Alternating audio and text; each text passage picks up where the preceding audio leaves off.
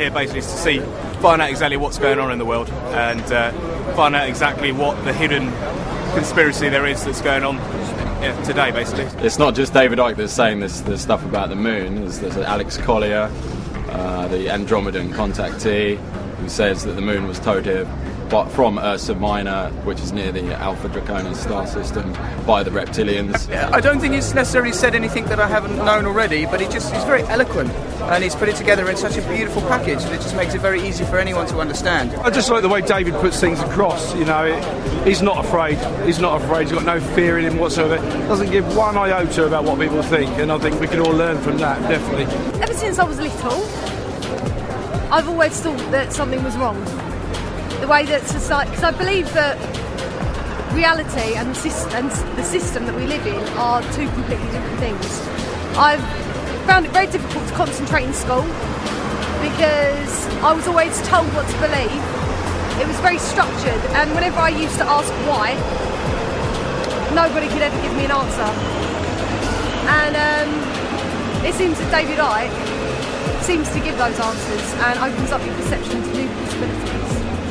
Some concepts of it I can agree with, definitely with the controlling aspect of it, because there's got, like, when you look at the controlling thing, there's got to be a way how they're really keeping us controlled. So I would say with that aspect of it, yeah, I do agree with it. I have read and I have seen many videos, and I think he's great because there is a lot of truth in everything he says, and there will be a lot of changes from now on. I admire what he's doing. I think he's got a lot of courage to step out and enlighten a lot of people about what's going on in the world that the majority of us don't really understand or know about. So he's, I'd give him a thumbs up, really.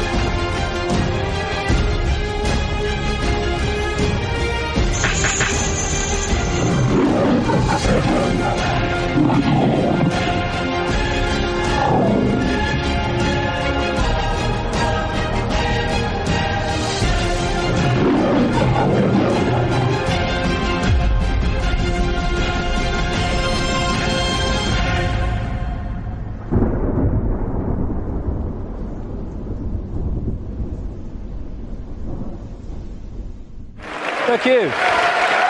Thank you. Thank you. Thank you. I've never done it this long. It's always been 3 times, now it's 4. It'll be 18 by the end of this decade, the way I'm going.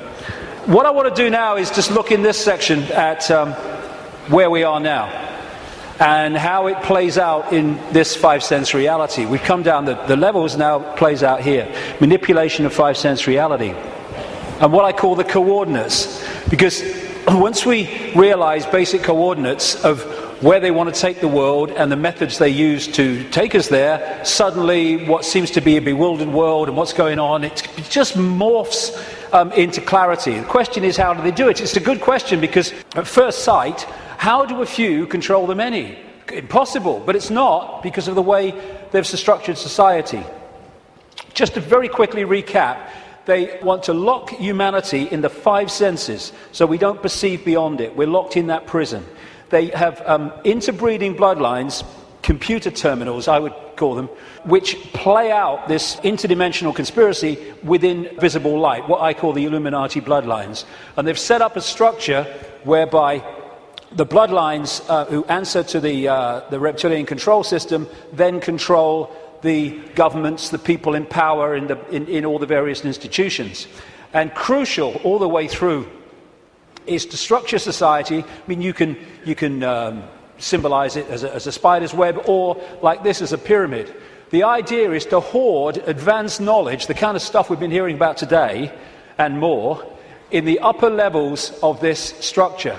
this pyramid within pyramid structure, compartmentalized pyramid, where the few at the top are the only ones that know how it all fits together.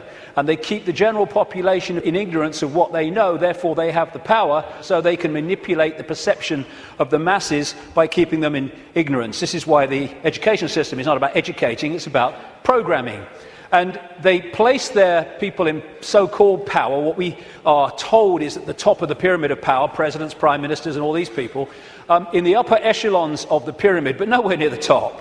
The real people in power are behind them, in the shadows, and these are the conduits, the presidents, the prime ministers, and all the rest of it, for bringing that agenda into the public arena as changes in laws and legislations and the structure of society. So they compartmentalize all these different pyramids within pyramids so that in the end the banking system is encompassed by a pyramid. I mean, a bank's a pyramid in itself, all hierarchical pyramids, but then the banking system is encompassed by a pyramid, and at the top of that are the same families, most notably the Rothschilds. Same with the businesses. The transnational corporations are compartmentalized pyramids in and of themselves, but they go into a bigger pyramid which encompasses all the transnational corporations. So at that point, they are one corporation, just as at that point, all those banks are one bank. Same with politics, education, all these things. And people in this part of the pyramid here, they go to work, they're not trying to manipulate anybody, they're not trying to create a fascist Orwellian agenda and global state. They just want to go about their careers, earn money, go on holiday, provide for their families. But they don't know how their apparently innocent contribution individually connects with other apparently innocent contributions around the system. When you connect them together, you see it's anything but an innocent direction that it's taking the world. And that's how they keep what's going on in the hands of the few. This is Neil Haig's representation of that. This is the general population, and these are the kind of dark-suit administrators of the system until you get up here to where the control system is. And most even here won't know that exists. Oh, I've just got this order from on high, I don't know where it's come from. Well, maybe we ought to bloody ask, instead of just doing it. And again, it can also be symbolized as the web, where these various strands, they're secret societies, semi-secret organizations, which go out and connect all these apparently unconnected countries, institutions, media organizations, banks, etc. And this Illuminati network, symbolized as the bearded man, spews out all these people who apparently appear to be random. To run for president needs cuckoo land amounts of money. Where do they come from? It comes from here. Where does that money come from? And therefore, you have two people put up for president who are there because of the money provided by this network. Therefore, they've chosen not only who it's going to be, but they've sorted out what the policies are going to be in return for that money. And this is what they do. We think we're choosing our leaders. We're not. It's a myth. And so this structure that I showed you earlier comes into this, where these leaders are put into power to carry out the agenda of the control system, which is why when parties change, whatever they've said in opposition goes out the window and they start acting like the party in government previously that they were criticizing. The common denominator is whoever gets in power basically introduces the control system, and whoever's out of power opposes the control system verbally, which means that you have the illusion of choice when whoever's in power unfolds the agenda. So there is no choice. It's a myth. And they control these institutions and play the people off against each other, divide and rule, both within countries and between countries, keeping everything in a constant state of confusion and conflict. And that's the key. Manipulating confusion and conflict is child's play. Manipulating harmony, manipulating respect between each other is a nightmare. So they have to keep the world in constant states of conflict. Now, when you bring it down to an individual country, as we come down this structure, this is what you find in every country. You had in America, it's a wonderful example, but it plays out all over the world. During the Bush years, Republican, that administration was controlled by a group of people known as neocons, neoconservatives, including all these people like Richard Pearl and all the rest of it. And over here, you have what I call, anyway, the democons. This is a network of people. I put Kissinger in the democons because he's an advisor to Obama at the moment, but he spends most of his time with the neocons, Kissinger. He just goes with whoever's winning. And the democons are a group of people that control the democratic administrations. But the democons and the neocons are controlled by the same force once you get to here. So people think, oh, I voted Republican this time. Oh, I'm going to put the Democrats in because I like that Obama. Got a nice smile. And what you're doing is voting for this, whatever. And that's what's happening in this country. Same thing. And so when people say Big Brother Bush or Big Brother Obama, no, it's not. These are just puppets. Dance. I said dance. When I say jump, I mean Olympic high jump record. This is the thing. You take one mask off, you put another mask on. And because it's a different mask, we think it's a different administration, we think controlled by different forces. No, no. And what you have is the movie playing out in the public arena, people who appear to be in opposition to each other when they're controlled by the same puppeteer. And once you look beyond the movie, that's when you start to see what's really happening in the world. So the cards are moved around in line with an agenda for the constant, incessant centralization of power. And it's done with people who, I keep coming back to, have a DNA with empathy deleted, which means anything goes in pursuit of this agenda. And the people are misdirected, diverted by the way society is manipulated and controlled, increasingly so with more and more laws affecting the fine detail of our lives, so that we spend so much time surviving and rushing around, we don't lift our head up and see what's going on. So puppet people are essential to the few controlling the world. And when we cease to be so, and it's happening more and more, then this will be over. Humans have been put into this round and round and round circular lifestyle where 1 week leads into another week and another week, just a repeating cycle of action and work and sleep and eat and work and sleep and eat for so many people. And this is the structure that they're moving towards. Why? Because when you're the few and you want to control the many, you have to centralize decision making.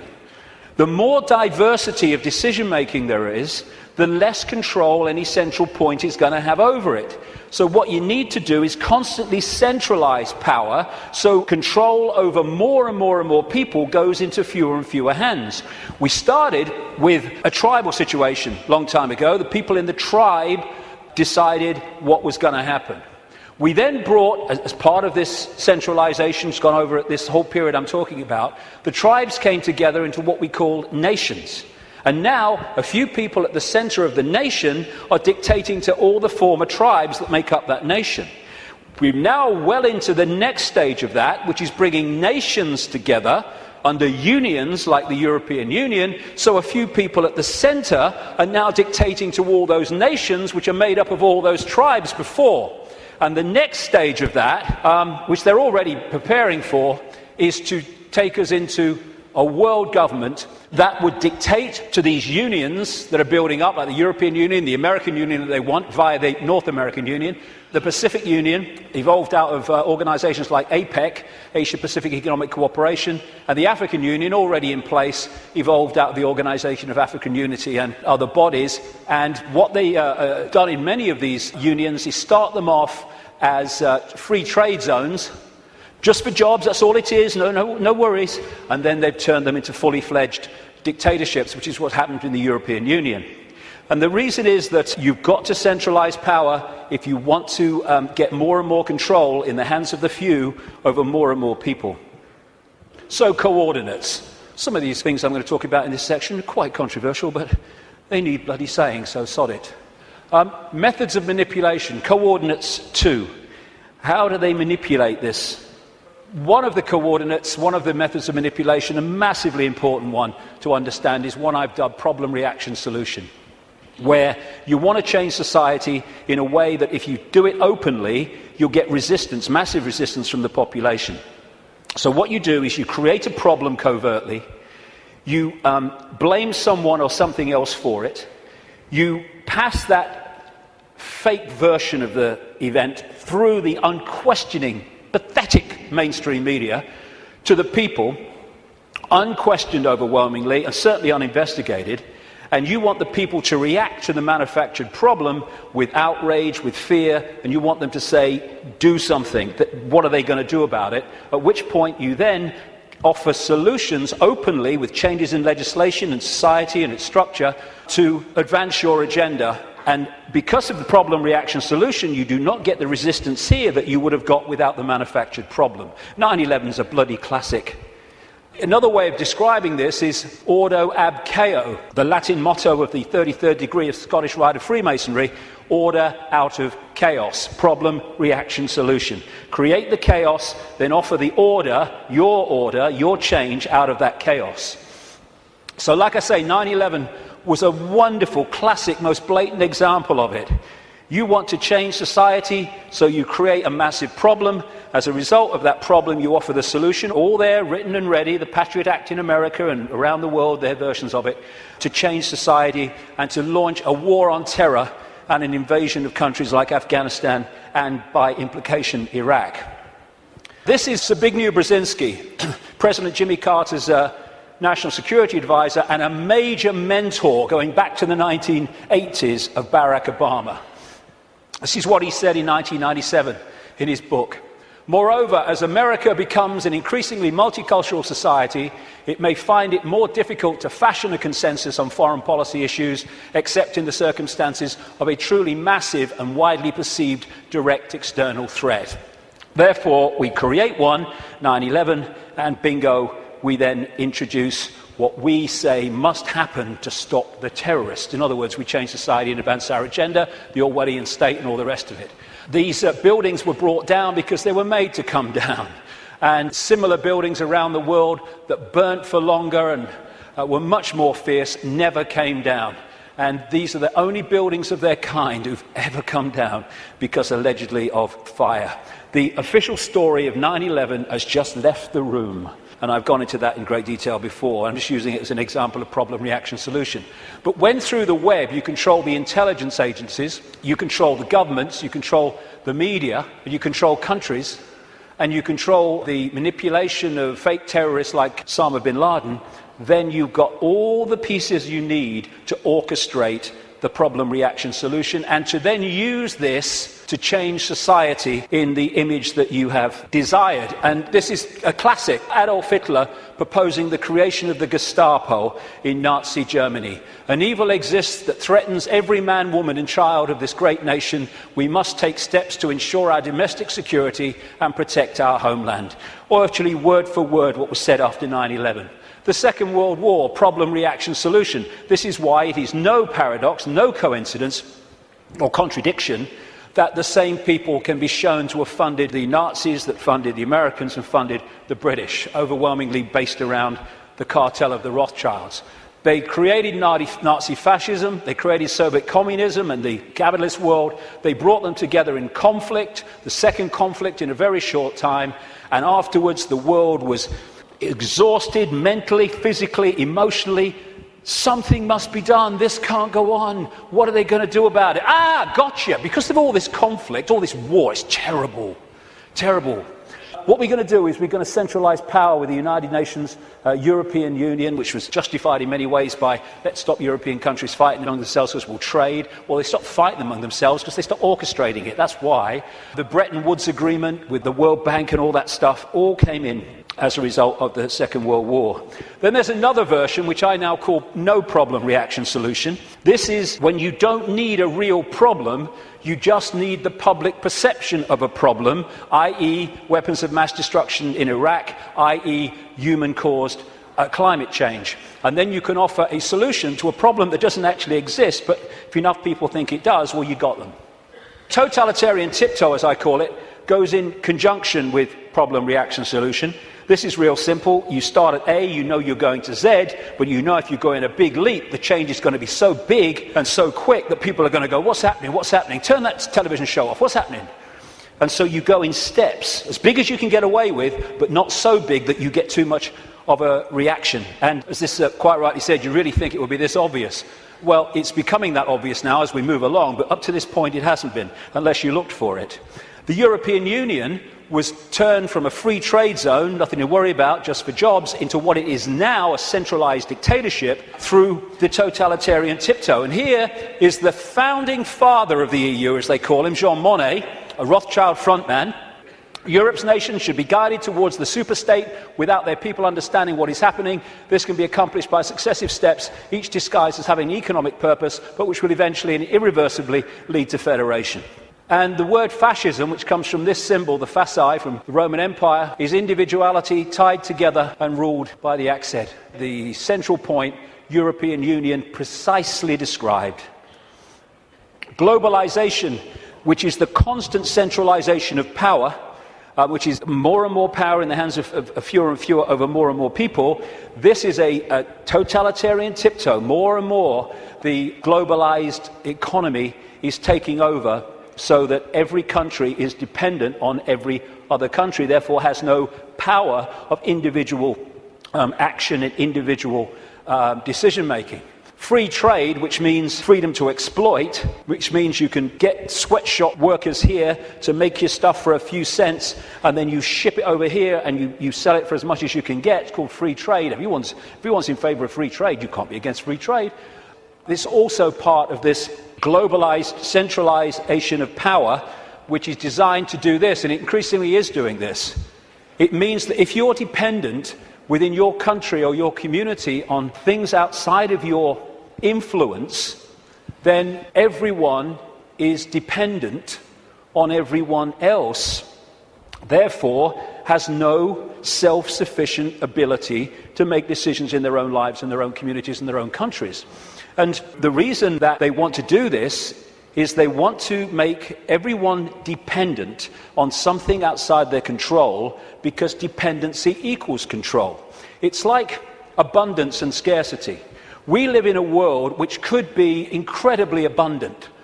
Nobody should be hungry on this planet, for goodness sake.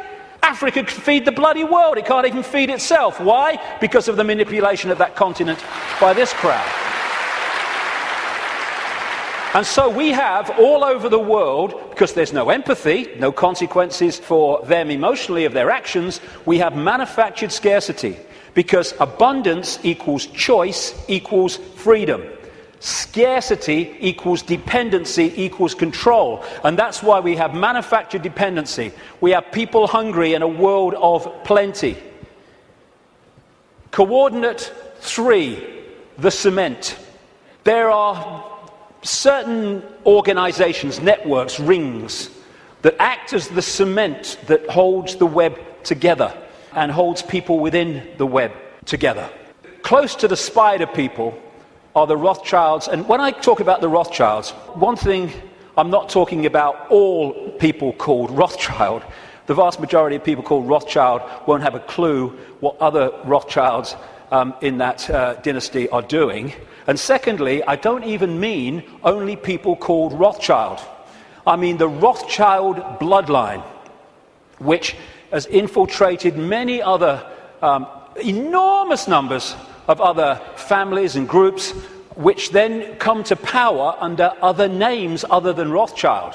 Because if the president's Rothschild, the bloody guy here is Rothschild, the bloody newsreader's Rothschild. What's going on? Instead of that, you have people under different names. So I'm talking about the Rothschild bloodline and the scions of that family, the people that run that family. Not everyone called Rothschild. There's a lot of people in that family called Rothschild who don't have a clue what's going on. But they, through these various cements, control all these different and various apparently unconnected organizations. Now, one of the cements, of course, is the secret society network. That's pretty obvious when you look at it. And these are some of the major ones, but there are even more exclusive ones as well that operate in tiny, tiny cabals. But it's not just the secret society networks. They connect into the satanic networks, where they literally carry out human sacrifice and such horrors, which these bloodlines have been doing all the way through. Now, no one has a problem with the fact that then primitive ancients used to sacrifice people and torture people and all that stuff, But that was at one time kind of acceptable because it was the way they did things. As it's become unacceptable, it's still gone on, same bloodlines involved, but it goes on secretly, obviously. And this is the paedophile rings, the sexual child abuse rings, which connect into that and connect into that. That's not saying everyone in a secret society is a paedophile. It's not saying every Satanist is a paedophile. It's not saying every paedophile is a Satanist from every secret society. But there are rings, connections between these organizations and groups that hold them together. It's a bit like the Olympic rings. They connect into each other. And you find, this is why, as I researched this over these last 20 years, when I have researched through people in power like politicians and bankers and even some media people and stuff like that, you know, after this time of researching this and the recurring themes, that when you get far enough into it, you're going to come across a secret society, but you're almost certainly going to come across either or both Satanism and child abuse, sexual abuse, paedophilia. And there's a reason why the ratio of such people is massive in the upper echelons of this control structure than it is in the general population. There's a blueprint which you find in every community and every country. It's a blueprint of how this works and how the Satanists and the paedophiles and the secret society people end up in positions of power and influence to direct this conspiracy. So the paedophilia and the secret societies and the Satanists operating in these interconnecting rings then infiltrate their people right across the web, which holds the whole thing together. Now, Satanism is staggeringly common compared with the public perception of it. And there's a number of reasons for it. First of all, they're sacrificing people literally to the gods, the serpent gods. When you see these ancient accounts all over the world of how they used to sacrifice people, young virgins often, and what does young virgins code for? Children, to the gods, because they put them through the sacrifice ritual and they build up the terror. What happens is the terror reaches a point where a certain adrenaline pours into the blood, and the people doing the ritual then drink that blood and they get a real high from that adrenaline. But as the sacrifice is going on, the victim is also releasing energy, very powerful, low vibrational energy, and the entities, or entity, whatever it is, just outside of visible light is feeding off that energy. They're feeding off us like vampires in so many ways, and that's one of them, and one of the reasons for these sacrifices of people to the gods. The other thing is that they, and I've talked to Satanists who've seen this happen, or former Satanists around the world, they create an energetic environment which is almost a stepping stone, like halfway house, which allows these entities to come in to the ritual. I've talked to people who've seen these entities manifest in the rituals because of the way they have created the energetic environment. Anyone who's looked even mildly at this whole conspiracy in this area will know about Bohemian Grove in Northern California, where the elite, the presidents, the Bushes, the Kissingers, the Rockefellers, all these people go and take part in rituals under a 40-foot stone owl. And from what I am told by people who've been there in a victim state, they, in smaller groups, because it's 2,700 acres of redwood forest, actually do sacrifices there too. And all these people are involved with their satanic gods and all the rest of it. But it happens all over the world, and it happens in a sequence on certain days. You know, we've got a situation with Halloween where it's now like bloody Christmas. If people only knew what happens on Halloween, what happens across Beltane, May Day and all that stuff, to kids all over the world, in extraordinary numbers, there would be no celebration of Halloween. And what they're doing on one level, because they're interacting with the cycles, the astrological cycles, is why they do it at certain times when the planets, the moon probably, and everything is in a certain place, is they're manipulating what they refer to as the morphic field, the energy that we all live in. Like I said earlier, if you want to affect the fish all at once, then affect the sea. And in the new book, in an appendix at the end, I published this. I call it Confessions of a Satanist. It came to light early this year, and it is alleged to be, I can't vouch for its authenticity, what I can say is after 20 years of researching this, it's bloody massively accurate, and it's supposed to be a guy who died in 2004. He was a high Satanist in Australia, who wasn't really a confession in the sense of I want to confess my sins. It was just basically an outline of how Satanism controls the world. And this is one of the things he says in that. What most people do not realize is that Satanism is a ritually based practice, and that this repetition, same place, same time, has over time left strong impressions upon the morphic field. They have to control the morphic field so that we stay in a low vibrational state, so we stay attached to that moon matrix I'm talking about. And of course, as I was saying, we are interacting with this field all the time, and taking in energy into the meridian system from it, and therefore it is affecting us. And as I mentioned earlier, I'm saying that this is part of the process of suppressing that field also, which is why they stuck them on vortex points. Now let's take this connection from Satanism, blood drinking, taking in the human genetic code to stay here longer, which is what some of these reptilians do, and the paedophilia. What's it all about? It's about energy. It's about vampiring the energy of children. The reason that we have sacrificed to the gods of young virgins, children, is because they want the energy of children before puberty, because when puberty happens, there is obviously we all know, there is a chemical change, massive chemical change, at which point, from their point of view, the energy is not as pure and desirable. This is what John Juan Matus said in one of the Carlos Castaneda books. He's being quoted here by Castaneda. Matus is the he. He explained that sorcerers saw infant human beings as strange luminous balls of energy, covered from the top to the bottom with a glowing coat, something like a coat of plastic adjusted tightly around the cocoon of energy. He said that glowing coat of awareness was what the predators consumed, and that when a human reached adulthood, all that was left of that fringe awareness was a narrow fringe that went from the ground to the top of the toes. That fringe permitted mankind to keep on living, but only barely. And that, although the paedophiles won't realize that, although the elite ones will, is what the paedophilia is all about, and why it is so rampant in the upper echelons of this control system. Because while the paedophile is sexually abusing the child, symbolically here, it is connecting into the energy field of the child. This is why they have anal sex with children so much, even girls. It's because they're connecting in to the lower chakra, the base chakra, and they're drawing that energy out, or the possessing entity is drawing it out and feeding off it.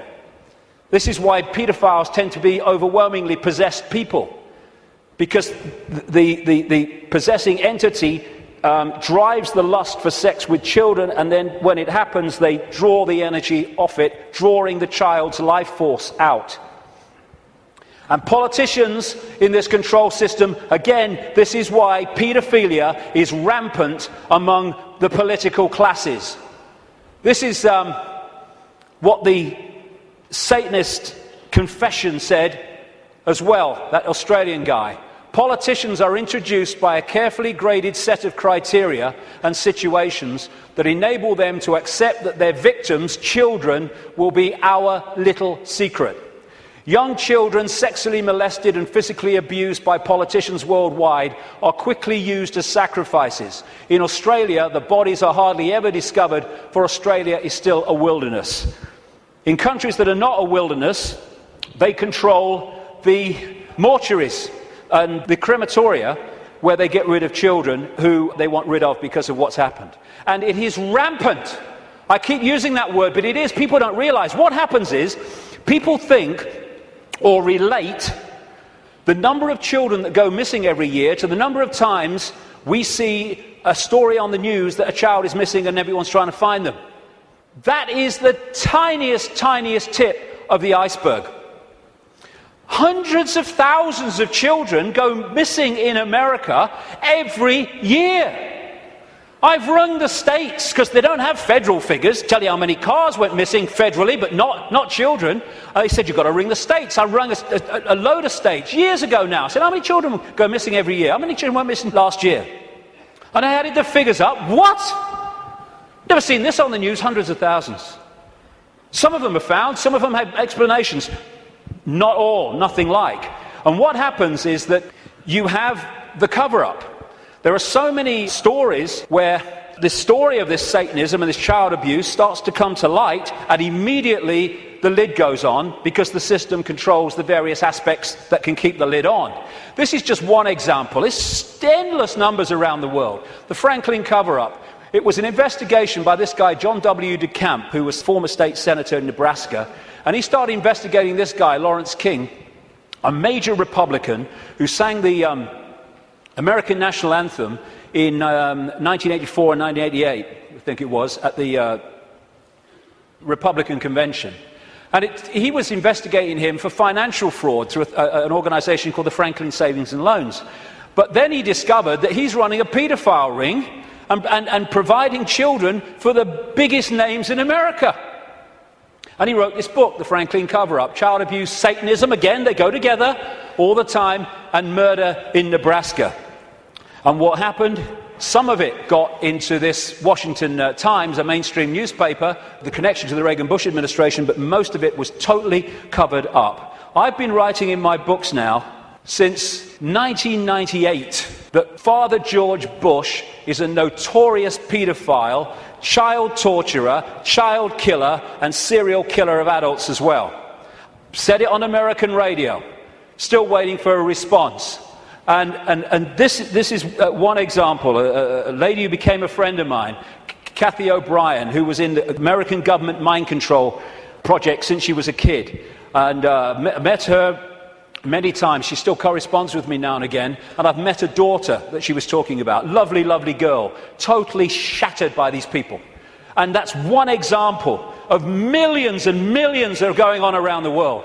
And this is what she said in a book, Transformation of America. Kelly's bleeding rectum was but one of many physical indicators of George Bush's paedophile perversions. I have overheard him speak blatantly of his sexual abuse of her on many occasions. He used this and threats to her life to pull my strings and control me. The psychological ramifications of being raped by a paedophile president are mind-shattering enough, but reportedly Bush further reinforced the traumas to Kelly's mind with sophisticated NASA electronic and drug mind control devices. Bush also instilled the "who you're gonna call and I'll be watching you" binds on Kelly, further reinforcing her state of helplessness. The systematic tortures and trauma that I endured as a child now seem trite by comparison. They're not. I know what she went through. To the brutal physical and psychological devastation that George Bush inflicted on my daughter. And that's just one of these people involving one of the victims of this. It's incredible, the scale of it, and it's going on in this country. And what happens? The wall goes up. This is what DeCamp found. Suddenly ranks are pulled in, and the media won't touch it, the social services won't touch it, the police won't touch it, politicians won't touch it. It's the blueprint, it's how it works. And the Discovery Channel programme, produced by Yorkshire Television, was about to go to air exposing that Franklin cover-up and the paedophile connections. Bingo, it was censored and pulled just before it was going to air. Never to see the light of day, although you can get it on the internet, because one copy survived. I was naming this guy, like I said earlier, Ted Heath, as a paedophile and child murderer from 1998. This guy's record of killing children is extraordinary. Prime Minister of this country. This fella, Thomas Hamilton, the man who went into Dunblane Primary School and killed 16 children and a teacher, he was a procurer of children for the Scottish political elite, which locks into the Westminster political elite, and the satanic rings that lock into both. That's why they took the records of this case and ordered them to be locked away for 100 years. And then, if you've been following my website recently, and many other websites too,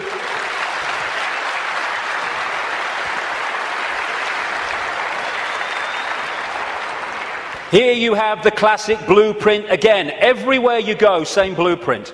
This girl, Holly Gregg, Down syndrome girl, her mother, Anne, and Robert Greene, a fantastic guy who's been helping them and committed so much of himself to this. When she started, Holly started saying what had happened to her, being raped and abused by the Scottish elite, suddenly the wall went up again.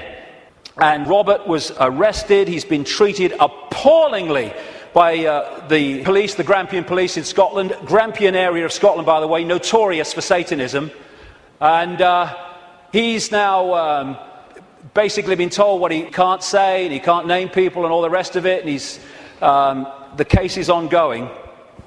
The media won't touch it, though maybe that might be changing, we hope.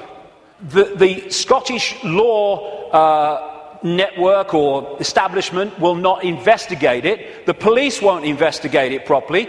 Anne's brother, Holly's uncle, was blatantly murdered when he had seen Holly's father abusing her, and therefore had the ability to tell the truth and tell the story. He ended up murdered, and a cover story of suicide. When you see the story, suicide, are you kidding, was put together by the Grampian police. And Robert Greene is a man who, if there were more of his like in this world, then this world would be a very much better place.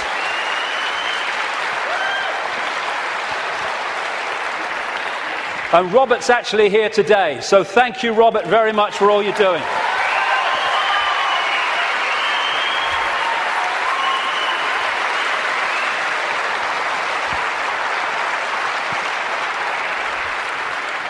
This is how they create the wall. You have again the pyramid system. Social services is a pyramid, a hierarchical pyramid. The police is, lawyers are, judges are, politicians are, the media are, all of it. The medical side, the doctors, the coroner's offices, they're all part of these structures. And up here, they all eventually fuse into the same group, the same ring of people, controlling force.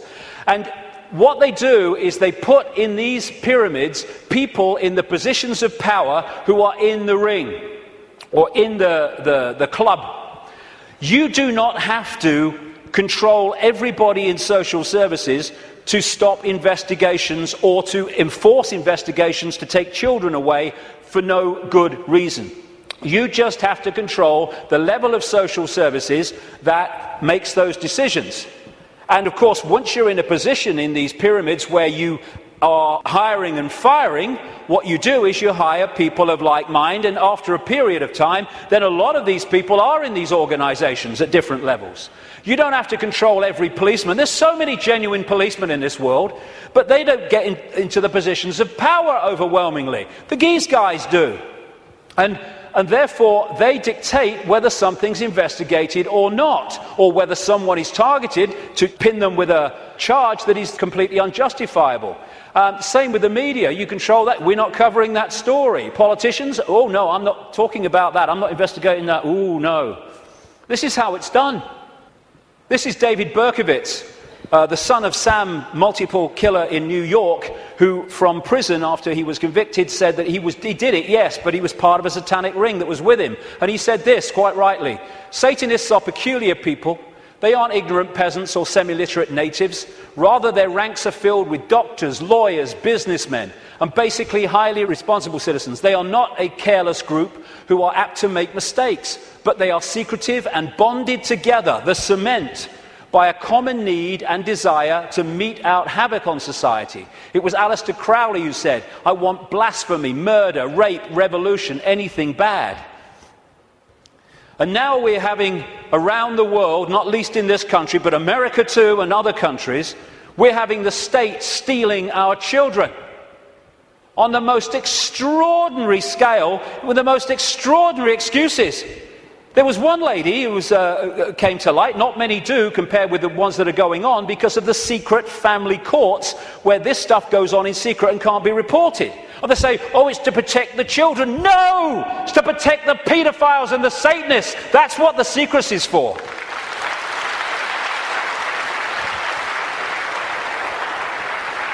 And this lady, her and her husband had spent £38,000 on fertility treatment so they could have children. She had twins, I think it was twins, and she made a joke when social services came round, when the baby came out of hospital, and she said, oh, birth has ruined my figure. They took her children away. And then when she furiously resisted, they said, the mother has anger problems, which are a danger to the child. It's unbelievable the number of children that have been taken away from their parents for no reason. This guy, Tim Yeo, a Conservative MP, just before the last election, said in Parliament, using parliamentary privilege, he accused his local council of kidnapping a 9-week-old baby from parents. But it's the tip of an iceberg, and a gathering iceberg. All over the world, like I say in the book, I've looked at America as well, it's happening there. And what did Aldous Huxley, the Fabian prophet in Brave New World, talk about? The fact that children were going to be taken away from parents, parents were going to become no longer, not even relevant, they're no longer even part of society, and the state was going to take control and bring up all children. And that is where they're moving towards. And this guy, Ed Balls, my God, whoever named him was psychic. He was children's minister up to the last recent election, overseeing, taking more and more power away from parents, giving it to schools and authorities. And this guy is a former chairman of the executive of the Fabian Society and still a leading light in it. Coordinates to the cement. Now, this might be controversial. I don't give a damn, really, because, you know, we've reached the point here where we've got to start saying what is and not running away from it. What I'm about to say now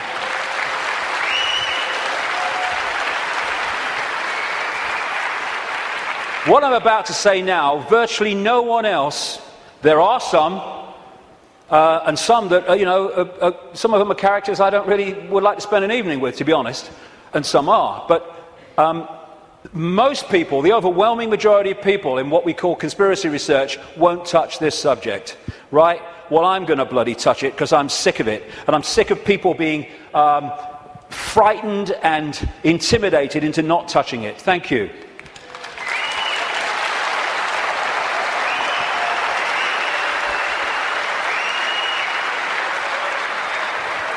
Right. First of all, we as a human race have got to get our fricking heads around what this is, because it ain't what we're told it is.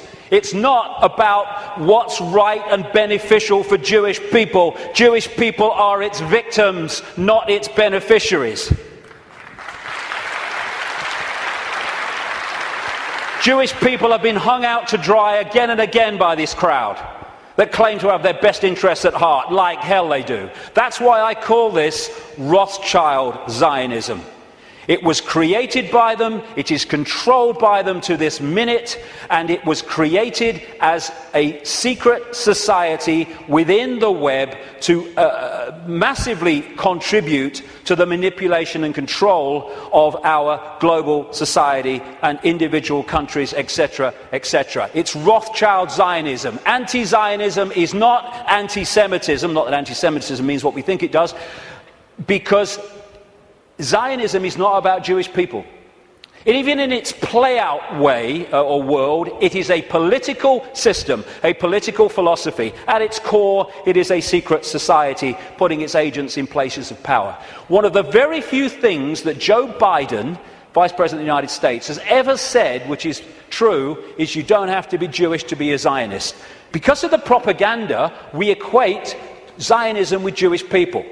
It's not how it is.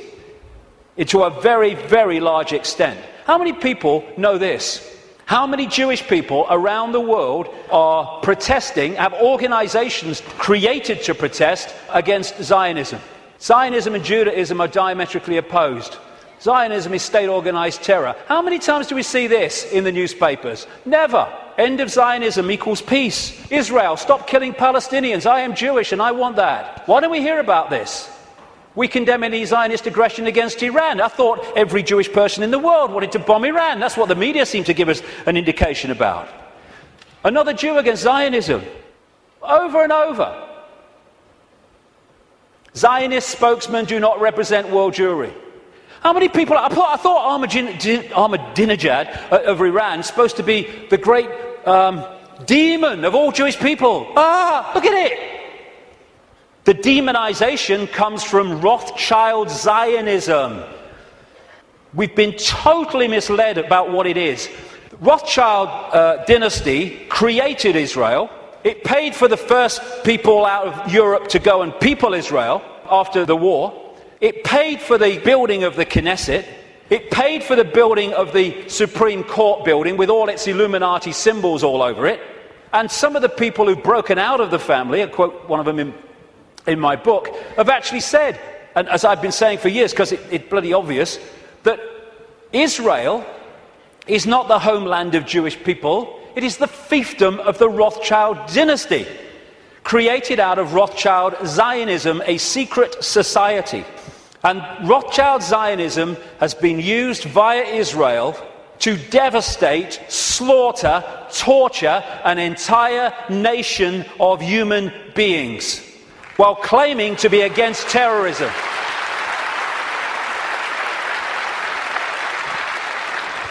This is the dictionary definition of genocide: the systematic and widespread extermination or attempted extermination of an entire national, racial, religious or ethnic group.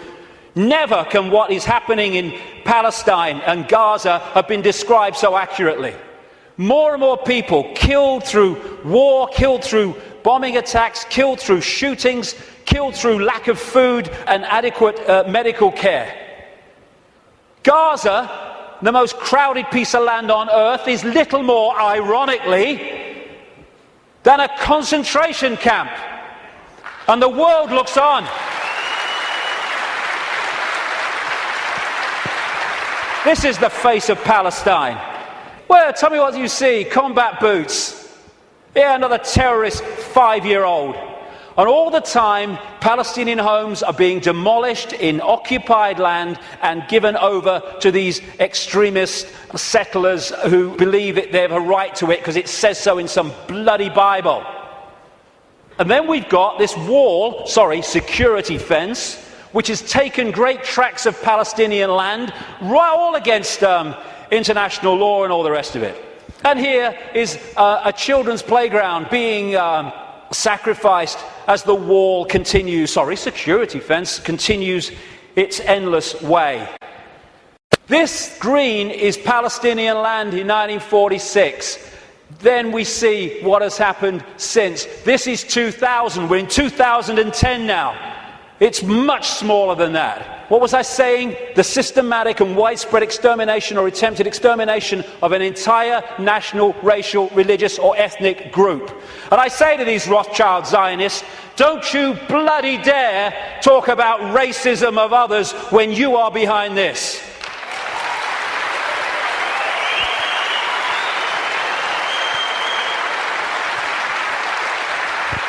Israel is an apartheid society. Not just between Israelis and Palestinians, but through Israeli society. It's incredibly apartheid. The way they treat the black Jews from Ethiopia is absolutely grotesque. As is spokesman doing that, then talking about other people's racism. We've got to go for that. I mean, and people, Jewish people, have seen it. They can see what it is. There's some fantastic Jewish people in Israel who are resisting this. Young people who go to jail because they won't serve in the army because of what the army's doing to the Palestinians. Magnificent people who never get talked about in the mainstream media hardly. And no matter what is said about Israel, this is Israel's response. Why? Because Israel is the fiefdom of the Rothschild dynasty, which also controls the American administration, the British administration, and so Rothschild's one arm is not going to criticize Rothschild's other arm. In the Matrix movie, there's something called the Zion mainframe. Well, Zionism, Rothschild Zionism, is in so many ways a mainframe of this network. And it pervades all the way through. And it's not about, oh, these Jewish people here and these Jewish people there. It's Rothschild Zionists who are there, and they answer to the Rothschild dynasty. Therefore, they play out the agenda of the web in a coordinated way. Now, before I start this, a lot of names coming up. I'm going to go just through a bit of the American administration and a few other things, just to give you a feel for it, for people that haven't seen the extent of this. Before I start, one fact. Jewish people in America are less than 2% of the population. A significant number of them will not be Rothschild Zionists, and therefore the ratio of Rothschild Zionists is even smaller, significantly smaller than the 2%. Okay. Obama's immediate handler is a guy called Rahm Emanuel. He has served in the Israeli army. He's the White House Chief of Staff. He does whatever he says. His father, Emanuel's father, was a terrorist in the Irgun terrorist group that bombed Israel into existence in 1948. And this is the relationship between Rahm Emanuel, he's the kind of Peter Mandelson of America, and Obama. Hey, you want a Nobel Peace Prize? I can sort it, son. I can sort it, son. No problem. All pictures like that, by the way, are by a guy called David Dees, who's a political artist, brilliant, American, works out of Sweden. Uses images so powerfully to tell 1,000 words as they go.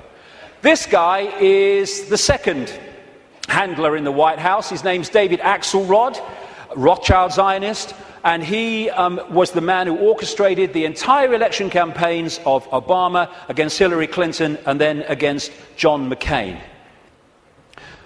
The main funder and orchestrator of the funding, in terms of individuals, of Obama was a guy called George Soros, Rothschild Zionist, who manipulates countries and uses his networks and funding to create coups in countries where they want to change the regime change. And he bets on currencies like he bet on the pound years ago and makes a fortune out of the demise of the economy of other countries because he has no empathy.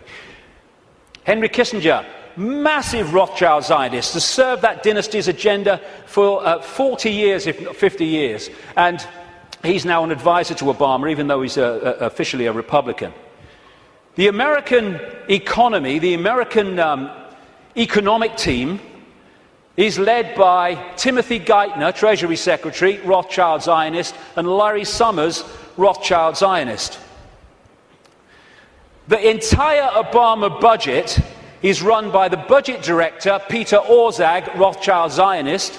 This man was advising the Russian treasury when the Russian governments were giving state assets away to Rothschild Zionist oligarchs, including Roman Abramovich, the owner of Chelsea Football Club, by the way. It's very easy to become a billionaire when a state says, have these assets worth $1 billion, billions of pounds. Thank you very much. It's a piece of cake.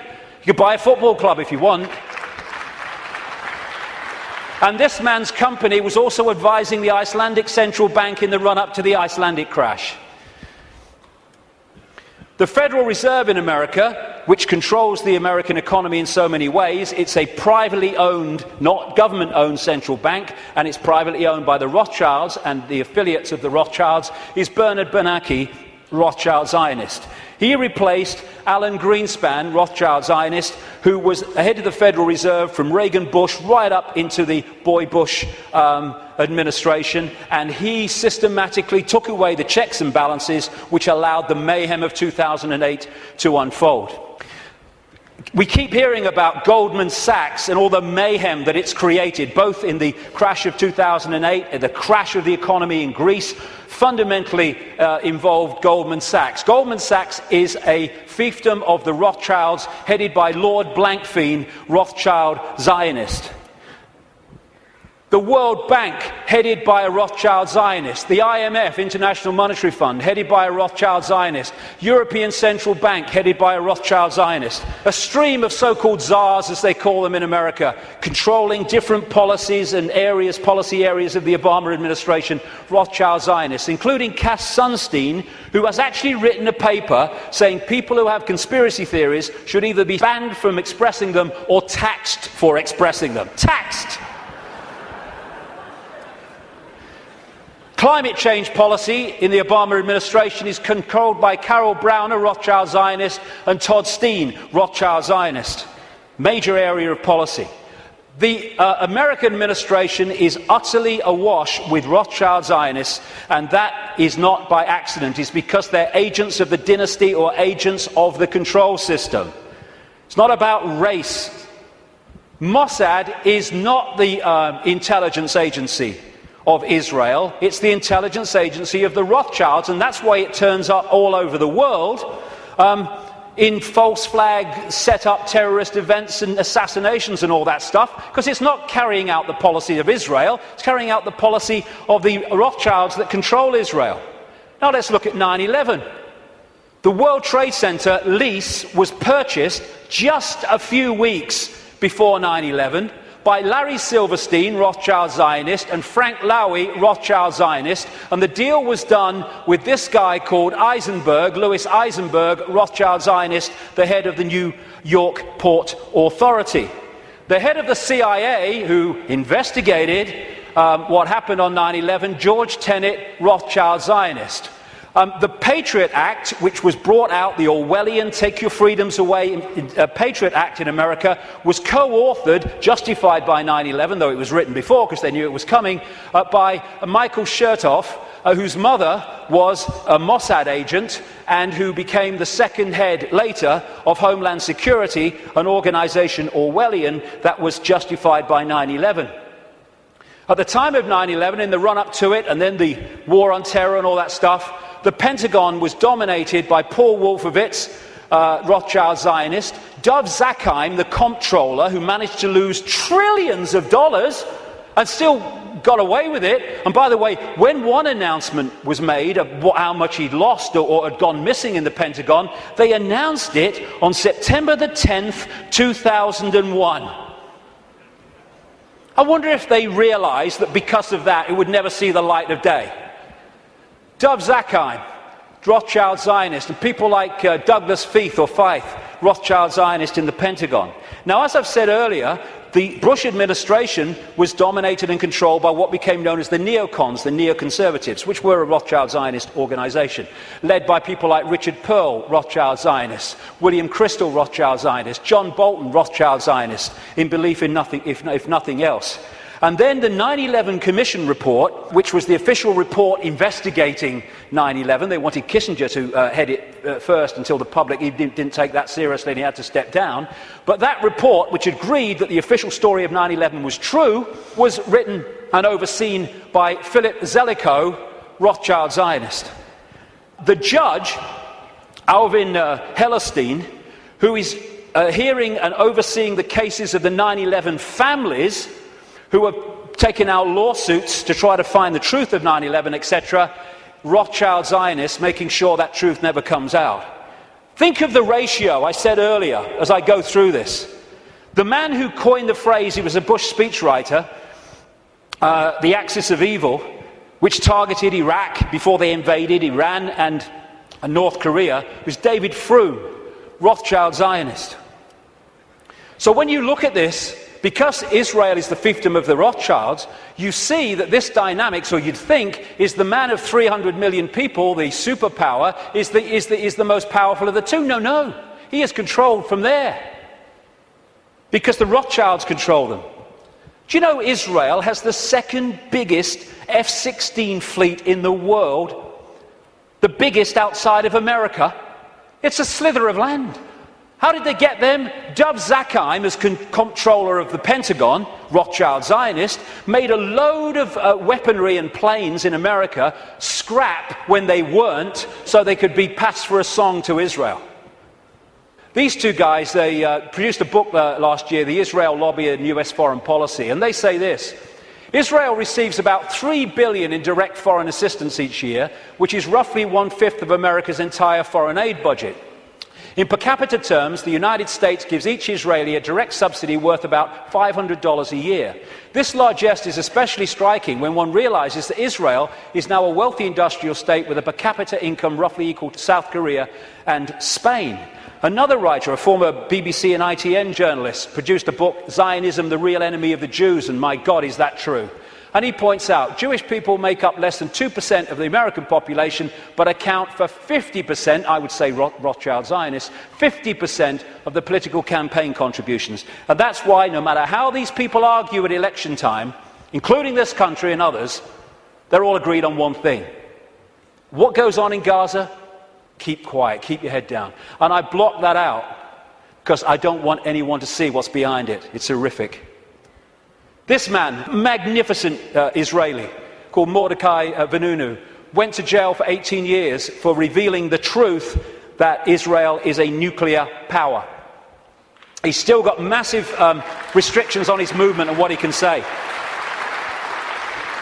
And you know, and he announced officially that he was continuing it. There is an official policy that on Israel's nuclear weaponry, America doesn't ask and Israel doesn't say. That's an official policy. Iran hasn't even got it yet and they want to invade the bloody place. This lady, Kay Griggs, was married to a colonel in the United States Marine Corps, and as a result she was given a tour of the Middle East section of the State Department. There's a video on the internet where she tells of her experience. And what she says is everywhere she went was Zionists. Everywhere she went was Zionist literature, in room after room in this department. And eventually she said to one of them, "Where's the Palestinians?" And they're looking after them. And she said, one of them said, "We look after that." Palestinians have got no bloody chance. It's a stitch-up. The main lobby group in America is called AIPAC, America-Israel Public Affairs Committee, which sounds like an official, but it's a lobby group. It's headed by a guy called Lee Rosenberg, who is a very close friend of him and comes from the same political cesspit that we call Chicago. So when this question is asked, Americans, do you dare to say Israeli terrorism? No, because of the way it's controlled, like I say. The Rothschild Zionists control the media and Hollywood. Don't take my word for it. Los Angeles Times columnist Joel Steen, Rothschild Zionist, wrote an article proclaiming that Americans who don't think Jews, I would say Rothschild Zionists, control Hollywood, are just plain dumb. I had to scour the trades to come up with 6 Gentiles in high positions at entertainment companies, but lo and behold, even one of that 6, AMC President Charles Collier, turns out to be a Jew. As a proud Jew, I want America to know of our accomplishment. Yes, we control Hollywood. Leading Israeli paper columnist said, the Jews, Rothschild Zionists I would say again, the Jews do control the American media. This is very clear, and claiming otherwise is an insult to common knowledge. And what do the media do? They keep the truth from us and keep us diverted from what's really going on. It's an elephant in the bloody living room, and people are terrified of going there because they're terrified of being called racist and anti-Semitic and all that. They'll call you anti-Semitic. I don't give a shit. I don't give a shit.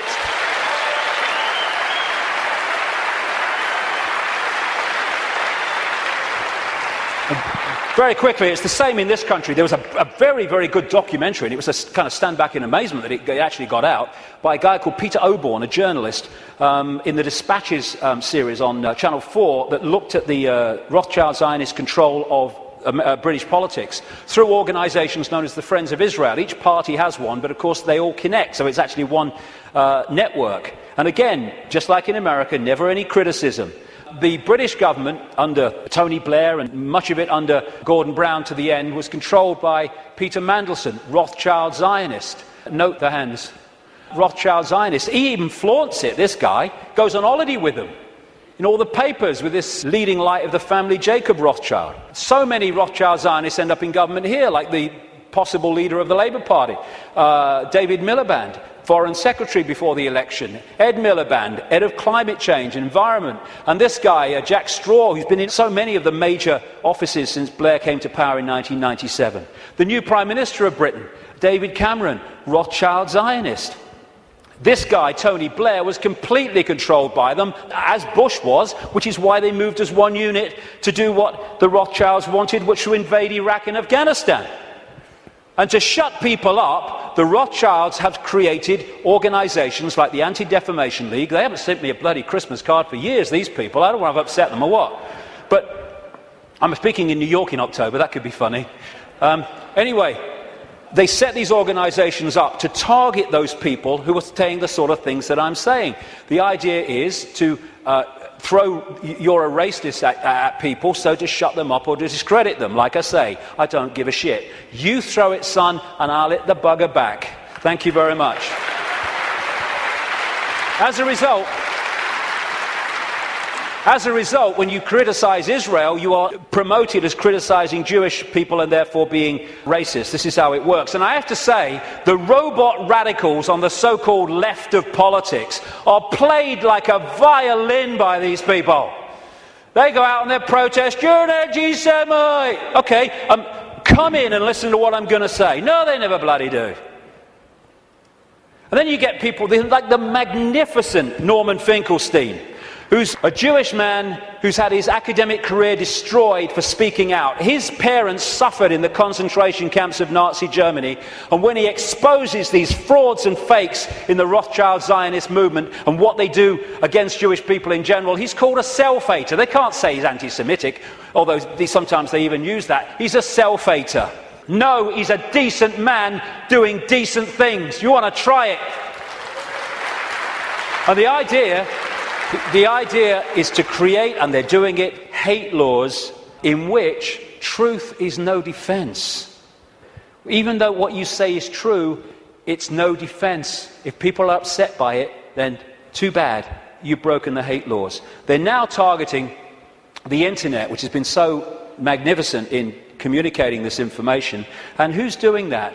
In America, J. Rockefeller, Rothschild Zionist. In this country, up to the last election, he rushed through a bill to this effect just before the election, Peter Mandelson, Rothschild Zionist. And just this week, Obama has nominated this lady, Eleanor Kagan, the Solicitor General, to go onto the Supreme Court.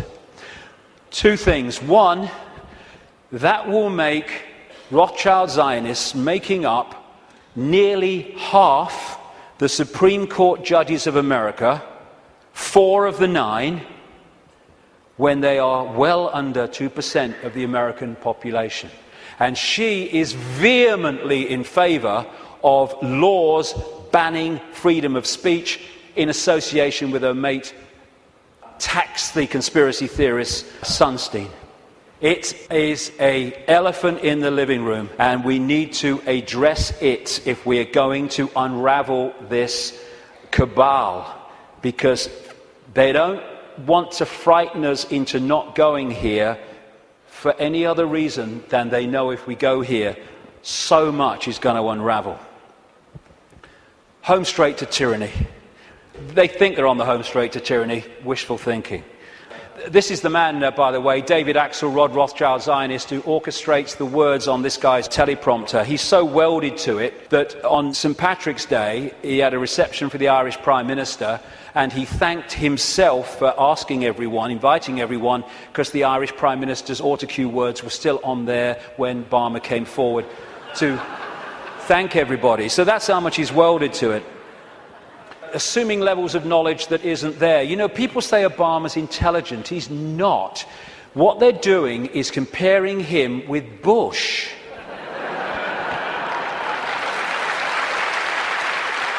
And slow horses look fast when they're running past trees. We have the secret agenda unfolding, and this is the movie. Bush is in the movie, now Obama's in the movie, but it's the same movie.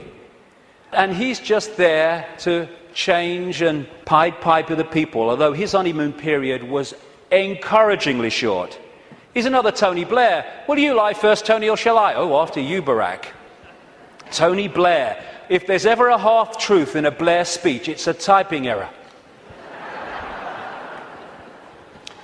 The big change man, biggest contributors came from Wall Street, Goldman Sachs.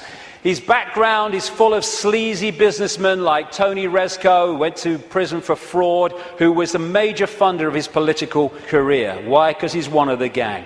Controlled by Soros, controlled by Brzezinski. Brzezinski's interesting. Brzezinski has been, like I say, his mentor since the 1980s. And this is what Brzezinski said in a book in 1970. The technotronic era, that which we're in now, involves the gradual appearance of a more controlled society. Such a society would be dominated by an elite unrestrained by traditional values. Soon it will be possible to assert almost continuous surveillance on every citizen to maintain up-to-date complete files containing even the most personal information about the citizen. These files will be subject to instantaneous retrieval by the authorities. This is the man who massively is behind Mr. Change, and he was also the co-founder, co-creator of an organisation called the Trilateral Commission, which locks into this network, which I've been writing about for years, a network around a secret society in Britain called the Round Table, including the Bilderberg Group, the Club of Rome, their environmental manipulation arm, and the Trilateral Commission as well. And interestingly, this is very relevant to current events. In his books and his statements, Brzezinski, who's very much, like I say, running the foreign policy of Obama with people like Kissinger, he talks about an area of the world called Eurasia, which is basically from Europe across to China. Now, this is the most significant part of Eurasia on this map. What Brzezinski says, control Eurasia, you control the world, not least because of the massive oil and gas reserves around the Caspian Sea. So we're in a process of the cabal wanting to take over Eurasia, and particularly this area. Now look, the number of countries that have been invaded, had regime change, or are now currently being targeted. First of all, the Ukraine. They use things to get the people going, like a colour revolution or a flower revolution. So this was the Orange Revolution. It was funded and orchestrated by the networks of George Soros, and it put their man in there. They had the Rose Revolution in Georgia, where they put their guy in there. They tried to get a green revolution after the last election in Iran, but it didn't stick. They have Iraq, they've taken that over. If they take Syria, then they're all the way through to Israel. They're in Afghanistan. They're now undermining Pakistan and bombing Pakistan more and more. In Kyrgyzstan, we had the Tulip Revolution. We just had another one recently, putting their people into power. We've had the terrorism starting to unfold in India, and they are targeting these areas because they not only want to take it over, they want to trigger a war involving China and Russia. The Third World War that their documents have talked about for a long time. And they're ticking them off. And if you take that map of Eurasia and keep it in your pocket, you'll tick them off as the news stories unfold. Oh, a revolution here. Oh, a coup here. And what they're doing, this is not America doing this. This is not America doing this. This is the cabal doing this through America. The idea is to destroy America, to use America to destroy America. Why? Because when you want a world government dictatorship, you cannot have any superpowers that have the military and financial might to say no to what you're saying must happen. Because the world government intends to have a world army, a world central bank, and a world currency, eventually. And they'll manipulate the financial situation to bring that about, or try to. So what they need to do to take the superpower America out is they need to destroy it militarily, and they need to destroy it financially. And that's what they're doing. They're using it on their foreign excursions, and they're undermining its economy to destroy America. And it is going down the pan so fast. And this guy is being used as the front man. Nice smile. Oh, he's a nice man. That's what's really happening. Behind the smile. Just hand it on. It wasn't change. There we go. Here's the ball. Make sure you keep the drugs running in Afghanistan, you know. Drop some my way. And what we saw was a presidential problem reaction solution. Bush was brought in to create problems, financial problems, overseas wars problems, and this guy was brought in as the solution to the problems. And as Adolf Hitler said, the great masses of the people will more easily fall victims to the big lie than the small one. So, I am someone to believe in. Hope, which is always in the future, never in the now. And so it never actually comes to fruition, but we can hope it does. And then you had change you can believe in. And none of these trite phrases like change were ever described in detail about what they actually meant. And what they created was a massive mind control coup on vast tracts of American people, because they made Obama a blank screen, an empty suit on which people could project what they felt hope and change was, their version of it, onto him. And once he became president, of course, everything was changed. Make the lie big, make it simple, keep saying it, and eventually they will believe it. I love you, you love me, I will get you stuff for free. Oh, yay, Obama, you're such a star. I love this one. The wolf found that shepherd's clothing worked better. The peace president, first thing he did was agree the bombing of Pakistan. Same guy, all this going on with this spent uranium, depleted uranium. What does he do? Continues the bombing, increases the troops. Fraud, another puppet. Golden rule, big time. Ignore the words and watch the actions, because they're never the same. And just to show you nothing's changed, there we go. Good old Bono. Nothing's changed, we're fine. So, we have this projected agenda, and we're now at the point where they're trying to introduce finally that structure. World government, world central bank, world army, world currency eventually, and alongside it, of course, the Orwellian state that I've been writing about for the best part of 20 years, and increasingly so many others have too over the years, and it's unfolding as daily experience. More and more control. Now, number plate imagery, where they can follow people all over the country. This stuff called Speed Spike, where they can follow cars and their speeds from satellite wherever they go over vast distances. Then they've got this stuff they're bringing in, problem reaction solution, because some puppet stooge kid set his pants on fire, and now we must have this stuff. You know, I don't care about them seeing my body, serves them right, but it's going to bathe us all in bloody radiation. And of course, people who do care about their body being seen, it's going to, again, break them down. This is what it's about. It's a psychological warfare on the people. We're seeing police becoming more like soldiers. There are some good policemen, there are some sensible policemen, but my God, there's some morons. And they're giving them tasers as well. Bloody hell, 55,000 volts. And what is that about? People say, oh, it's terrible, it's bad for them, isn't it, that these people are dying from being hit by the taser? No, it's what they want. Because when people die of being hit by the taser, that means anything you say, officer, I'll do. It's what they want. It's part of the control system. And the sound to clear, peaceful protest, the microchip agenda goes on. One hospital now is replacing written tags on babies with barcoded ones. In the papers this week, it's all on the road. They now have barcodes that actually you can't see. The real ones, they would be there, but you wouldn't see them. Then there's the assault on the body computer to destabilize our ability to maximize our potential and get out there to higher levels of consciousness. That's what, in part, this is about. The chemtrails that crisscross the skies all over the world. All the chemical cocktails in food and drink, targeting children most of all. And this is an interesting thing. It's talk about problem, reaction, solution. The symptoms of the E numbers in sweets and food and everything, in terms of childhood behavior problems, mirror the alleged symptoms of attention deficit disorder. Mirror them. Why? Because they're causing them. And so what they do is have this shite.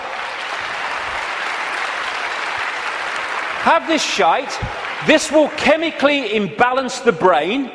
It will create behavior problems and attention problems, and then we'll give you fricking Ritalin to dose you in mind-changing drugs to meet the problem that we are causing here. Same with genetically modified food, which is there to genetically modify us. This is why they're more and more targeting organic farmers around the world and people growing their own food to overcome the chemical shite. This is why they're targeting small farmers so the great conglomerations can move in, like Monsanto and others. This is why they have this Codex Alimentarius, which was created by Nazis like Fritz Tamir, who came up with the work makes free sign across the entrance to Auschwitz. Him and some of his fellow Nazis who went to jail after Nuremberg, he was released well ahead of the the end of his sentence because his mate intervened, called Nelson Rockefeller, 4 times mayor of New York, and they created these Nazis, Codex Alimentarius in the 60s, means code, food book or food code, and now they're trying to impose global regulations which in effect will stop us getting the doses of food supplements and vitamins that make any difference, and also hand control over to the pharmaceutical cartel for it. Same with the attempt to get us vaccinated with all this shite through the Rothschild created and controlled World Health Organization. And because of the web, this centre point can control the Monsantos, the food producers, the food standards agencies, which are supposed to oversee those people, the drug companies, the Food and Drug Administration in America is supposed to oversee them. They can orchestrate all of the stuff that I've just described and listed because of this web.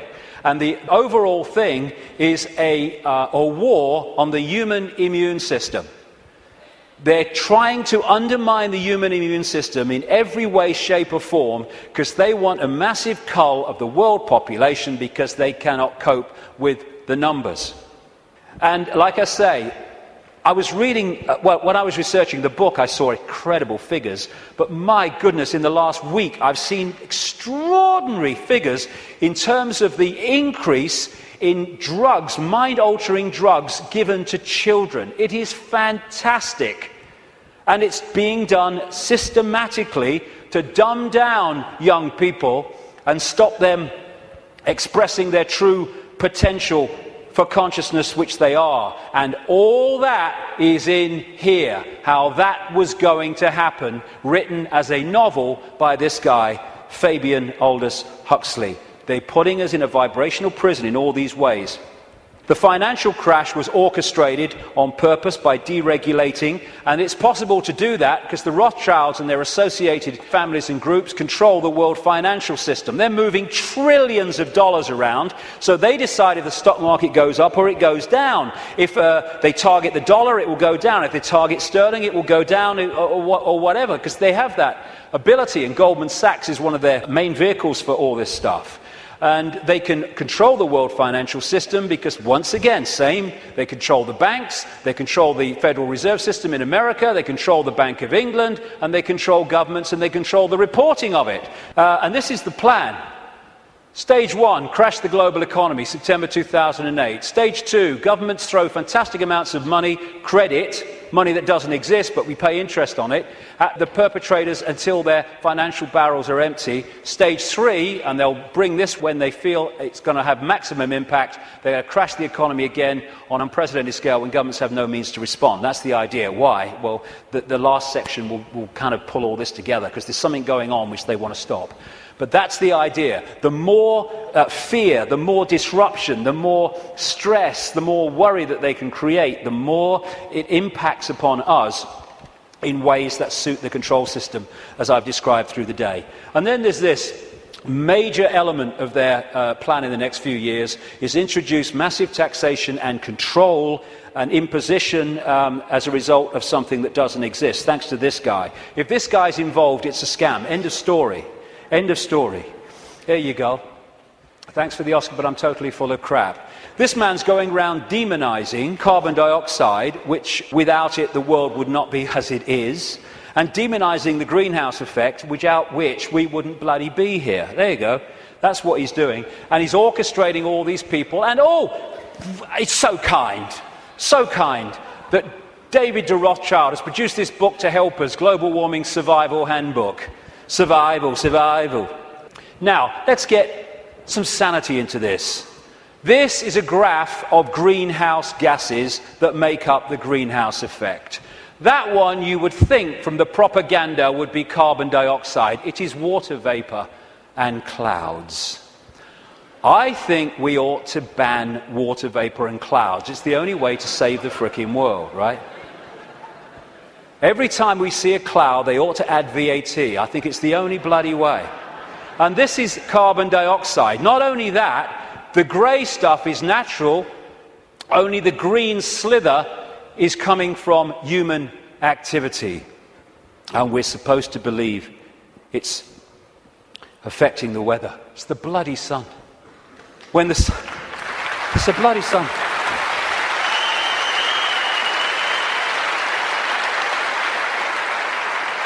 When the sun is in an active phase, it gets warmer. When it's in a non-active phase, it gets cooler, which is why over the last 10, 11 years, when the sun's been in a non-active phase, it's got cooler year on year. And one of these groups in this network with Brzezinski's Trilateral Commission is the Club of Rome. It was created in the 60s to orchestrate the use of the environment to push the agenda. Aurelio Pecci, the founder of the Club of Rome, quoted it in their own publication in 1991. In searching for a new enemy to unite us, we came up with the idea that pollution, the threat of global warming, water shortages, famine and the like would fit the bill. And they've played it out ever since through the Church of Climatology, which is just a cult. And here's the high priest. And we have this guy, Nick Clegg, who actually calls people that challenge the global warming climate change official story as climate change deniers. Because the Church of Climatology says that if you don't accept its nonsense, you are a blasphemer! And they equate you with Holocaust deniers. That's what that line is supposed to do. And we're still pushing along. We've had Climate Gate, we've had Glacier Gate, we've had Amazon Gate, we've had Polar Bear Gate, Rising Sea Levels Gate, where all these things that were supposed to be happening have found to be not happening and have been lied about and manufactured. And we've even had Cowgate. Yes, ladies and gentlemen, I bring you glad tidings and great news. These clowns have now admitted that bovine flatulence is not a threat to human existence as we know it. I can't tell you how happy I am. BBC, through gritted teeth, has had to admit on its website, but not on its television station, that temperatures have been falling. And yet, no matter, the Green Team goes in, Gore's team is taken on by Obama. They go around programming children about fear of the future, the Green Police to impose checks on your houses without your permission, and just to show it's a scam, there we go. How's that? Good stuff. Again, I keep coming back to this, the suppression vibrationally of this energy field and the human energy field. The reason they're stopping the manufacturing of light bulbs and the selling of light bulbs as we've known them up to this point, and they're replacing them with these things which are full of mercury and an environmental bloody disaster, is because they give off a certain vibration that affects the human energy field. This is why many people around the world get ill, physically ill, when they live with these light bulbs. It's all a scam. Very quickly to finish, political correctness. This is not about protecting minorities. It's about stopping people speaking their truth and having freedom of speech. That's what it's about. It's about creating what Orwell called newspeak, where the language replaces old speak, words that have meaning and detail and you can express yourself, with newspeak, which actually says nothing, has no ability to express detail. Because of the way it works. The only language in the world whose vocabulary gets smaller every year, Orwell said.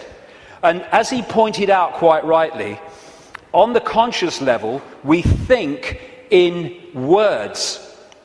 And so the more you reduce the words, and all this tech stuff, you are, and all this stuff, and the way we're changing the language and reducing it dramatically, is taking out over a period, the ability to even think in detail.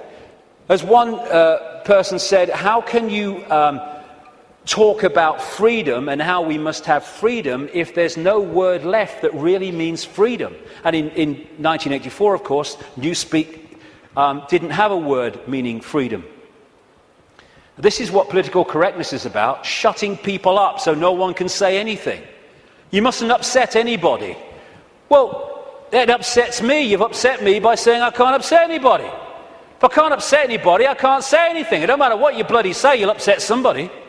And then we have health and safety. Again, it's to create a situation where people can't move. I went into a Pizza Hut on the Isle of Wight. I'm not proud of it. I was hungry. And I asked for a cup of coffee. And they said they couldn't make me a cup of coffee because the coffee machine was broken. I said, can't you, true story, I said, can't you put the kettle on? They said, no, we can't use a kettle because of health and safety. It's a bloody cafe. Do not hold the wrong end of a chainsaw. Oh, thanks for that, mate. I might have made a mistake there. And what all this is brilliantly portrayed here by Neil Haig. All these things, taxation, you can't do this, you can't do that, don't say that, health and safety, political correctness, oh, watch what you're thinking, oh, watch what you say, oh my God, is to tie us like flies in the spider's web so we can't move. We've got people worrying now about, is me wheelie bin out on the wrong day? Is it a few inches too near the curb? And you know something, and this is important. These people are taking the piss, and I'll tell you why. They are throwing this crap at us, and if they don't meet significant resistance, they go, okay, we'll throw even more crap.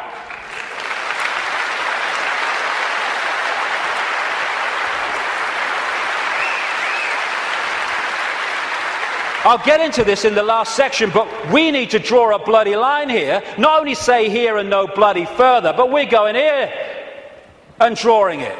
Because otherwise they'll just keep doing it.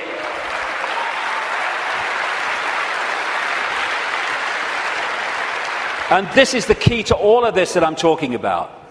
It is a mind game. It has to be. It has to be, because from mind comes everything.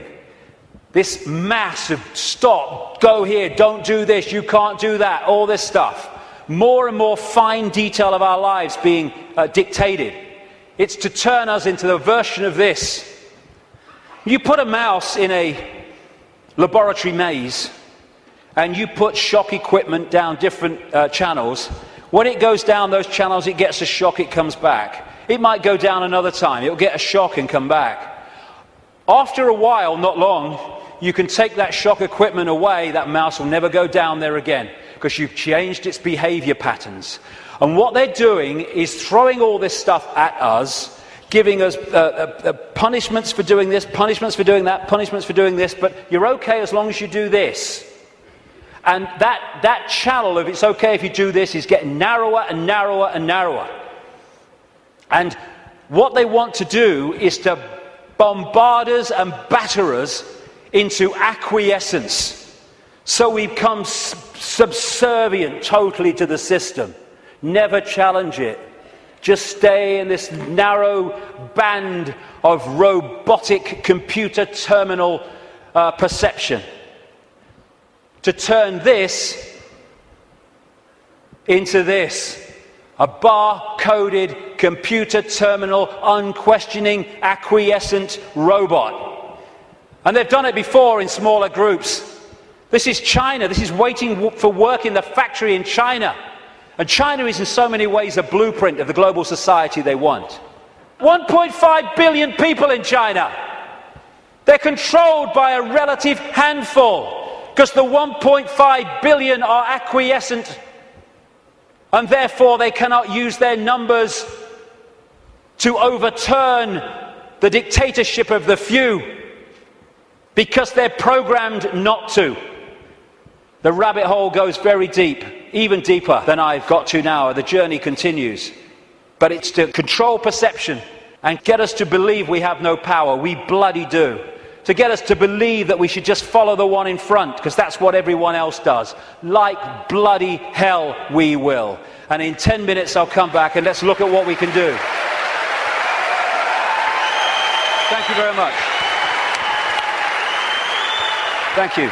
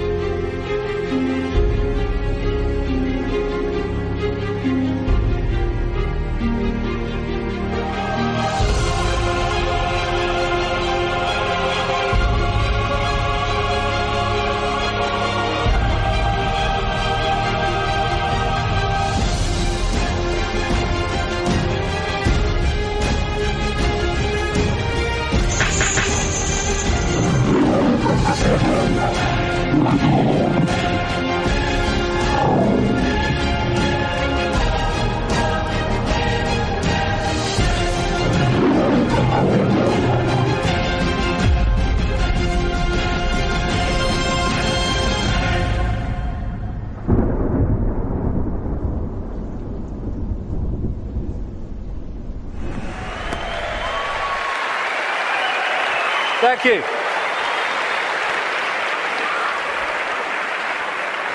I've changed my smelly shirt for, I think, a very appropriate colour for this last section, actually. Smelt like a wrestler's jockstrap out there, I tell you. Okay, so where now? Well, this section is about the control system coming down. Because we're in a period where a dramatic shift in human awareness and human consciousness is in the process of taking shape. Some people call it the shift, sometimes I call it the vibrational quickening, but what I've been calling it for 20 years, because I came across this in the very earliest days after I met that psychic, that first psychic, I called it the truth vibrations.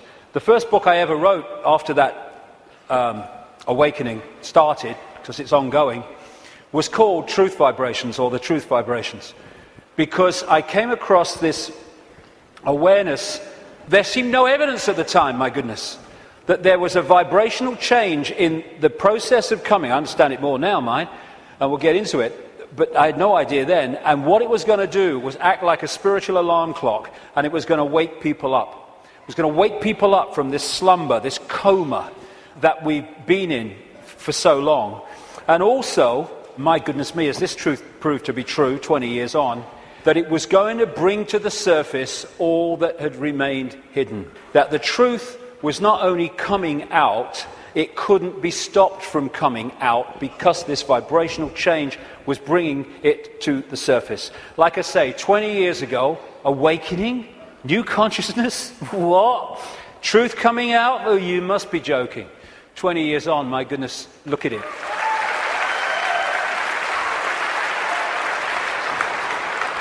I'm fortunate to travel the world speaking, and I'm being invited to more and more countries you never think you're being invited to. And so I can see that this is not just happening in Britain, not just happening in America. It's happening all over the world. And all the differences is those that are staying in mind for now and those who are opening mind to this change and perceiving self and the world in a completely different way. So I've been saying through the day, there's a base vibrational construct, the base vibration of this virtual reality coming out of the black holes, which triggers as it goes through its cycle, which appears in the play-out world as like a time loop. It triggers different information coming from the suns, and we decode that information, and as it changes, so the information changes, and so therefore the epoch changes, the yuga changes. And we're now at this cusp where we're going from one epoch, one vibrational information epoch, into another one. And this new one is dramatically more expansive, dramatically more enlightened in the level of awareness that we are going to have access to. And the control system, which is a manifestation of this epoch, cannot survive this epoch, and that's why it's doomed. And we're now in the cusp of that change from one kind of world experience into another one. It's just another stage on the circuit of experience. And so, while for a few years yet, it's not going to seem like the control system's going down, because it's going to be throwing everything at us, because it's going to be desperate, there is no way that our children, young people and grandchildren are going to live out their lives, as appears to be the case now, in an Orwellian fascist global state. No way.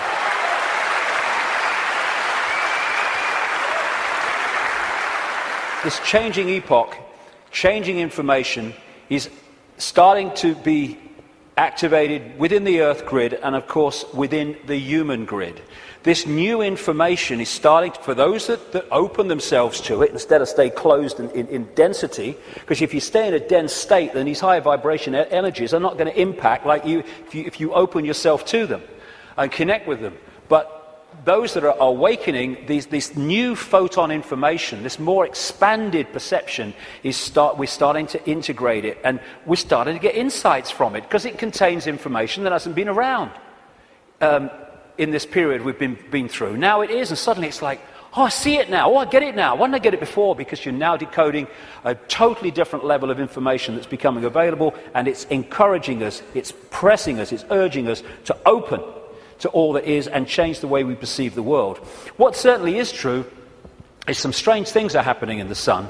The sun goes through cycles of less activity and more activity, the so-called sunspot cycle, which also produces the solar flares and all that business. And it's kind of quite a predictable cycle of some 11 years, and it goes into a down period and then another one starts. But what's happening now is that the down period has been bewildering scientists, because the new period, the new sunspot cycle of activity, which will push temperatures up a bit, and these bloody global warmers will go orgasmic when it does, see, is not becoming active. There is no one, this is something I read in a scientific magazine, there is no one alive today, or nearly alive today, who has experienced a down state of sunspot activity of the kind that we've been through in the last few years. This is why temperatures have been falling. This one is the so-called near solar minimum in January 2005 of sunspot activity, and this was the sun yesterday in terms of sunspot activity. Something's changing, and other things about the sun are not reacting as they normally would. But I suspect that when it starts again, and it will, we're going to see some dramatic activity in the sun. And that will impact upon not just the Earth's energy field, it will impact on our consciousness, our awareness, and things will start to speed up.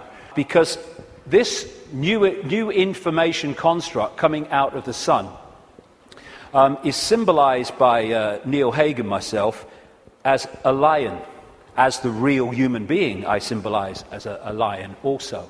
And basically, these truth vibrations are going to dramatically, as we go through these next few years, dramatically affect human perception, human awareness, and human potential as this new information becomes decoded and the awareness potential expands and we access a greater part of all possibility.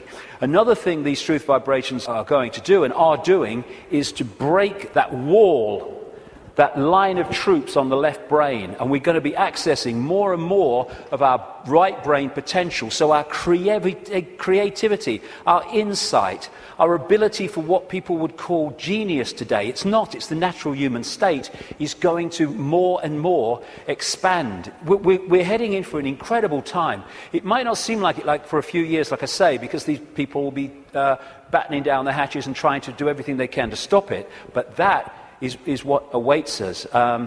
In many ways, I wish I wasn't 58. I wish I was like 28, because I'd like to live through a bit more of this. But I'll have had me fill by the time I'm done, which is bloody well not yet, I'll tell you. So when so as we are impacted by these truth vibrations, because we open ourselves to them, then we break out of these boxes. And these are the people who are not being touched by that yet, but my goodness me, I'm seeing people now change dramatically in no time.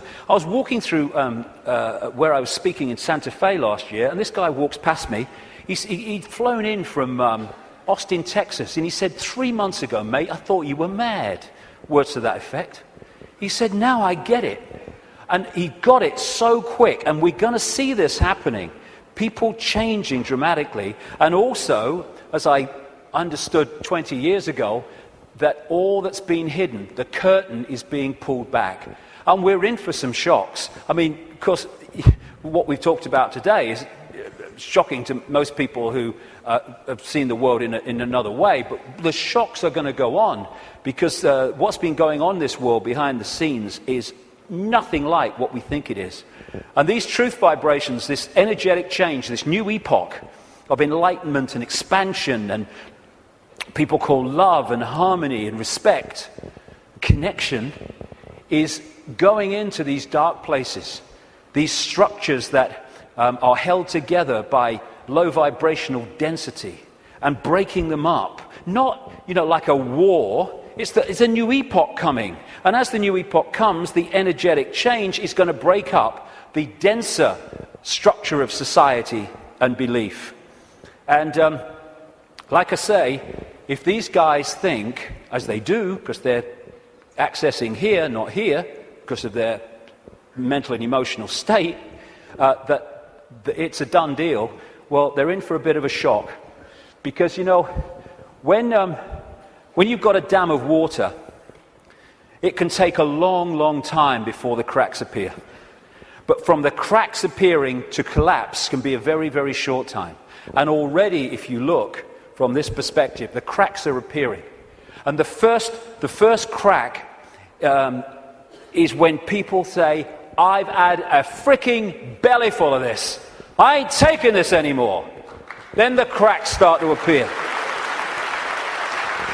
And what we're going to see in the next 10 years is this control system, increasingly as the years pass and these truth vibrations get more powerful, we're going to see this control system come down because a new awareness is being breathed into this reality, and a control system based on suppression of awareness therefore cannot survive that change.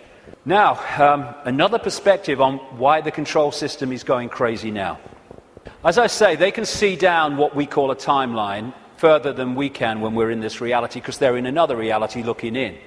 So they could see, they don't know the scale of it because they can't get out here where it's being orchestrated from, and they can get here. But they can get a feeling, and they have had an awareness that this energetic change was coming and how it could potentially affect the slaves in terms of waking them up.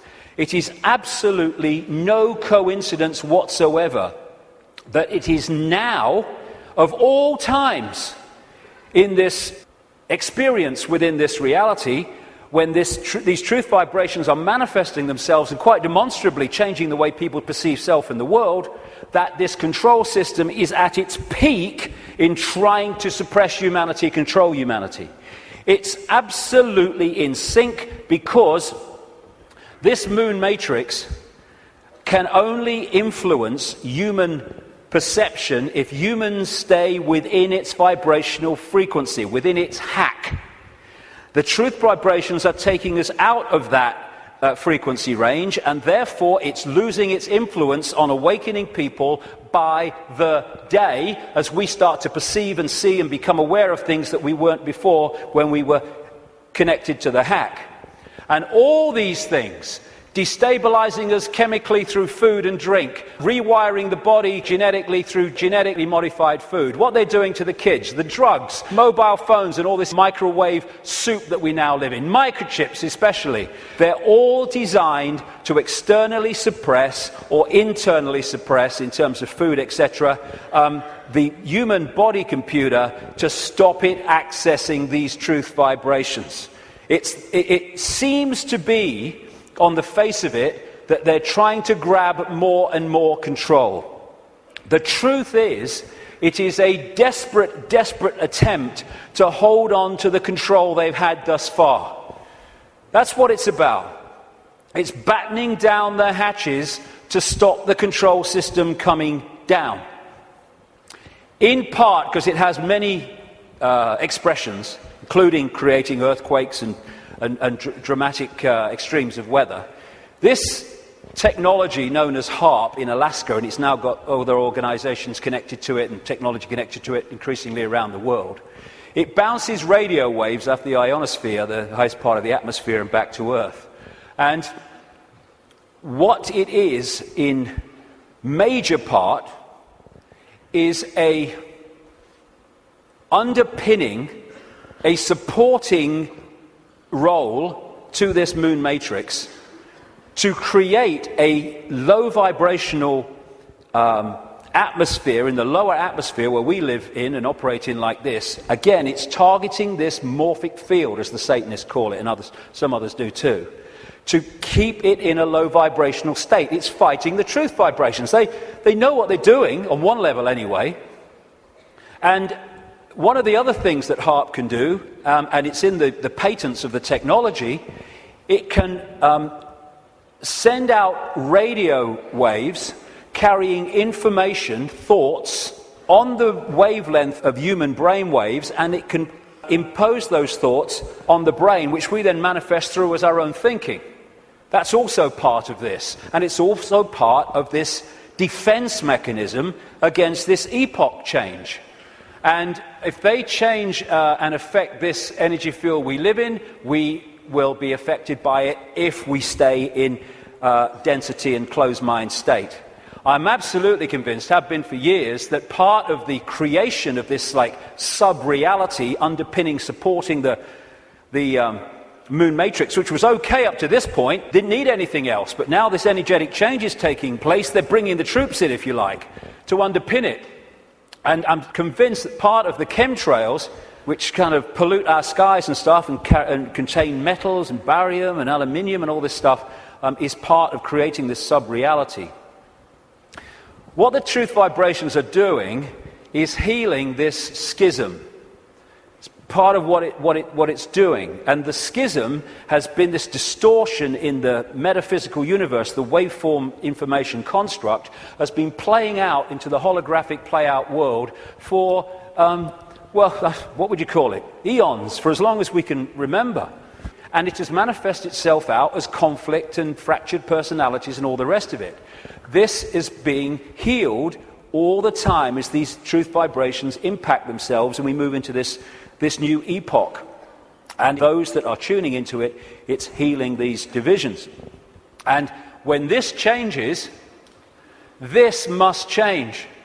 And the control system is a play-out holographic expression of the schism.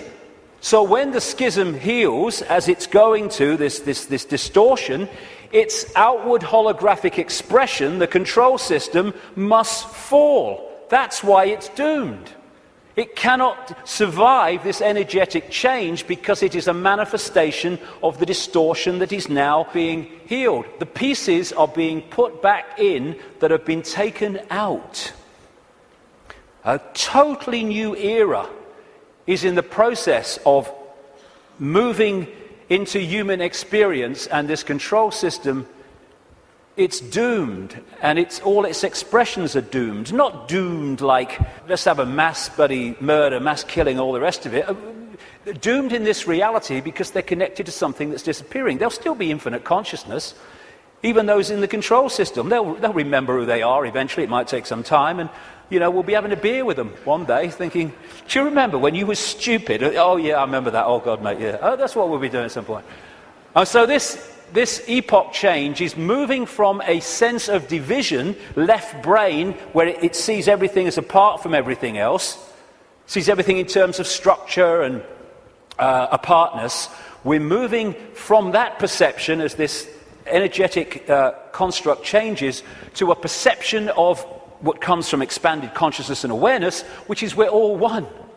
We're all expressions of the same one consciousness, which again makes racism ridiculous, ludicrous, insane, the height of ignorance. And as the schism, the distortion is healed, so other expressions of the distortion will become what we call history. The police state, the energetic wars, once we're really in to this expanded awareness, the very idea of going to war. We have laws because of the distortion, because of the epoch we've been going through. We don't need laws in the state of awareness that we're going into, and our children and grandchildren will go even more into. You don't need to say we have a law against murder when murdering someone would never even enter your psyche. You don't need environmental protection laws when harming the planet because you know the planet and you are one anyway would never occur to you. You don't need these things. Laws are there to suppress overwhelmingly, but also expressions of laws are to try to mitigate for the distortion that manifests itself in distorted behavior. The idea of anyone going hungry in a world of plenty in the epoch we're entering, we'll never even conceive it. You mean they used to let people starve? That's this mentality that we're moving out of. And we're at the cusp now of this change, which is a very interesting place to be. We're going back to that.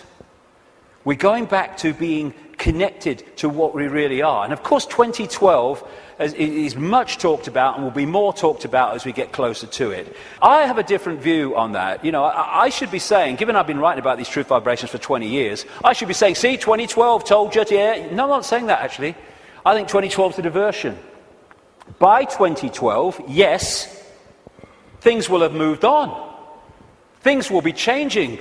Amazing things will be taking place. There'll be big challenges, and there'll also be big, wonderful things starting to manifest by 2012 compared with now. But there'll be more so in 2013, more so in 2014, more so in 2015. This is an ongoing process as we move through the cusp out of one era, epoch, energetically, information, into another one. And so by the time it reaches where it's the natural state and the old epoch has gone altogether, you know, it's going to be down the road. But every year, every month, things are going to be moving on energetically. And there'll be things in 2012, and maybe a very good chance that manufactured things will happen in 2012 to focus attention as part of the diversion of the control system. It's quite possible that that will happen. But I don't see 2012 as some epoch-changing year. But there comes a point, and I don't think it's too far away at all, where the tipping point comes in this energetic change, where the irresistible force, which is the truth vibrations, then start to become the dominating state of awareness and perception in this reality. And then we're really moving. And I don't see that as too far away. Like I say, it takes a long time for a dam to crack, but not from then to it collapsing. So we're actually living in like a river of energy that's getting faster and faster in terms of its vibration, the quickening. And what we can do is we can get on the airbed or the canoe and we can go, whoa, what a ride, this is great, that's fantastic. Or we can stand there and try to hold on to the world as it was, in which case we're going to be expending more and more energy trying to hold our status quo, and eventually we won't be able to hold it, and we'll get, symbolically anyway, washed away. And as these truth vibrations manifest themselves and our awareness starts to expand, we're going to be accessing levels of realities that have been denied us up to this point. People talk about the sixth sense. That's nothing compared with what people are going to have as we move into this new era. It's going to be extraordinary. We're going to remember the fantastic people and potential that humans once were, when they were aware of who they were, and the world in our heads, in other words, the world we experience, is going to dramatically change. We're heading for a new dawn. Now, this is a phrase the control system uses for their new era, a new dawn, a new day. Well, it is a new dawn and a new day, but it ain't the one they think's coming. We've been through this process in the last epoch, and now we're going back the other way. And as a result, this control system must fall, and we are emerging from the abyss, the suppression, and all the rest of it to be who we really are. And that must change everything.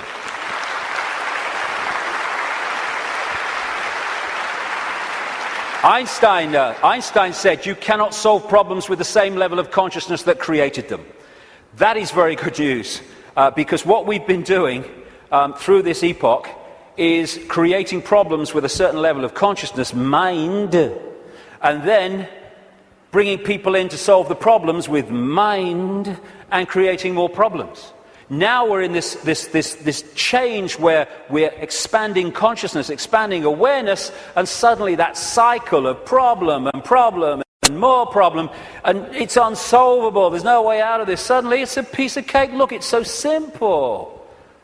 Fantastic time we're going into, but the next few years are going to be challenging. It's breaking the spell that the moon matrix and its supporting technologies and manipulations has had on the human mind. You know, we don't have to find enlightenment. We are enlightened.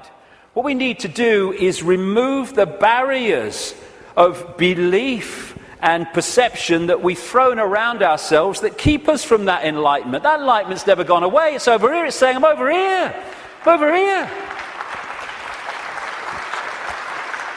And this is what a major role the truth vibrations are doing, because they're the quickening. They're breaking up these dense energy fields, and as they do, suddenly we're connecting with levels of awareness that we didn't realize. We've been in a trance all this time, programming perception because of that. And it connects through the reptilian brain. So let's disconnect from the reptilian brain as part of breaking the spell. It feeds us fear, it has to, constantly. Fear this, fear that. Insecurity, anxiety, that's what it's doing to manipulate our perception and hold us in a low vibrational state, therefore the moon matrix. So one of the ways that we can, just on a daily basis, is disconnect from the lizard brain, and therefore what it's connecting us to, is to, simple thing, don't count to 10, count to 50. And if you're still wound up and about to hit somebody, count another 50. Because what the reptilian brain does is it doesn't think, it reacts. That's why it's so fast. It doesn't have to think, just reacts. Now, the other parts of the brain, like the neocortex, they think things through, so it takes longer than the reptilian brain. This is why we react to something, reptilian brain, and then maybe a minute later, 2 minutes later, maybe half an hour later, the visual cortex has thought this through, and we go, oh my God, I overreacted, didn't I? Did I really say that? Oh my God. That's what, it's the reaction system, reaction. And if we can stop reacting, emotional reaction and all that stuff, because, you know, we're manipulated so much through the reptilian brain reaction system. It's not problem, think it through, do a bit of research, see what you think, discuss it a bit, solution. It's problem, reaction, solution. That whole process of mass manipulation is done through here. So when we're faced with a situation, and I'm talking to myself as much as anybody here, you know, I'm not cross-legged on a mountain saying, hey, here I am. No, I'm talking to myself as much as anyone else. When we're faced with these reaction systems, whether it's because of a world event, whether it's because something in our lives, if we can just go, okay, I don't like this. 1, 2, 3, 4, 5, 6, and eventually the reptilian brain loses its power because it's a reaction power, and once the reaction's gone, it's lost its power, and we can think things through. And if we stop reacting through the reptilian brain, then we are massively disconnecting from the moon matrix. And as these truth vibrations change the nature of this energetic control of the human collective mind, the hive mind that we've been connected to, then its expression, this structured world, the way we work. And, you know, my brother said to me once, what's it all about, Dave? He said, you get up in the morning, you go to work, you come home, you have your tea, you watch telly a bit, and you go to bed. You get up and you go to work. I mean, look at it. It's the way it is, the way it's structured. It's slavery because it's so limited. And I've talked to people once, the last time I spoke at the Oxford Union, I was talking to some students. They could not perceive a world in which there wasn't a hierarchical structure of government because there would be chaos. That's the left brain at work. And people, when you think, look, this world is crazy. It's not serving people. People are serving it. That's what we are. We're slaves to a system. Politicians are slaves to a system. They go into the system. They think they're going to change it. The system changes them. And therefore, we can't perceive left brain, old epoch, that actually there are other ways of living, of interacting, other ways of providing food and warmth and what you have, other ways of living life than this drudgery. But as we expand our awareness, then other ways of interacting will become very obvious to us. Blinded by belief, believe. This is one of the control system's greatest weapons to control the human psyche. Get them to believe something. They don't care if it's this religion or this political belief or whatever it is. As long as you believe something powerfully, then they got you. Because belief builds walls around itself, repels all borders that challenge that belief, and suddenly you're living your life on a postage stamp or a dot. and your true ability to perceive in an expanded way is gone. You've given it up to the belief. This is how it must be. And once you have a belief, like a religious belief, then there are rules and regulations. Walls go around the belief. If you're going to be one of us, you must believe this. You can't believe that because they believe that, so you'll be one of them if you believe that, and all the rest of it. Here we go. We're all possibility. What are we doing having rigid beliefs when we're all possibility? Religion is mind. And there are many expressions of religion, not just going to church. There are many religions of the mind of various kinds that don't appear to be, but they are. Addictions of the mind. It's mind. You must believe this. There is one possibility. What's that saying? There is one possibility. That's how mind thinks. Consciousness, there is one possibility. You're having a laugh, darling. So religion, as we know it, is not going to survive this epoch change either, because it's an expression of the last one.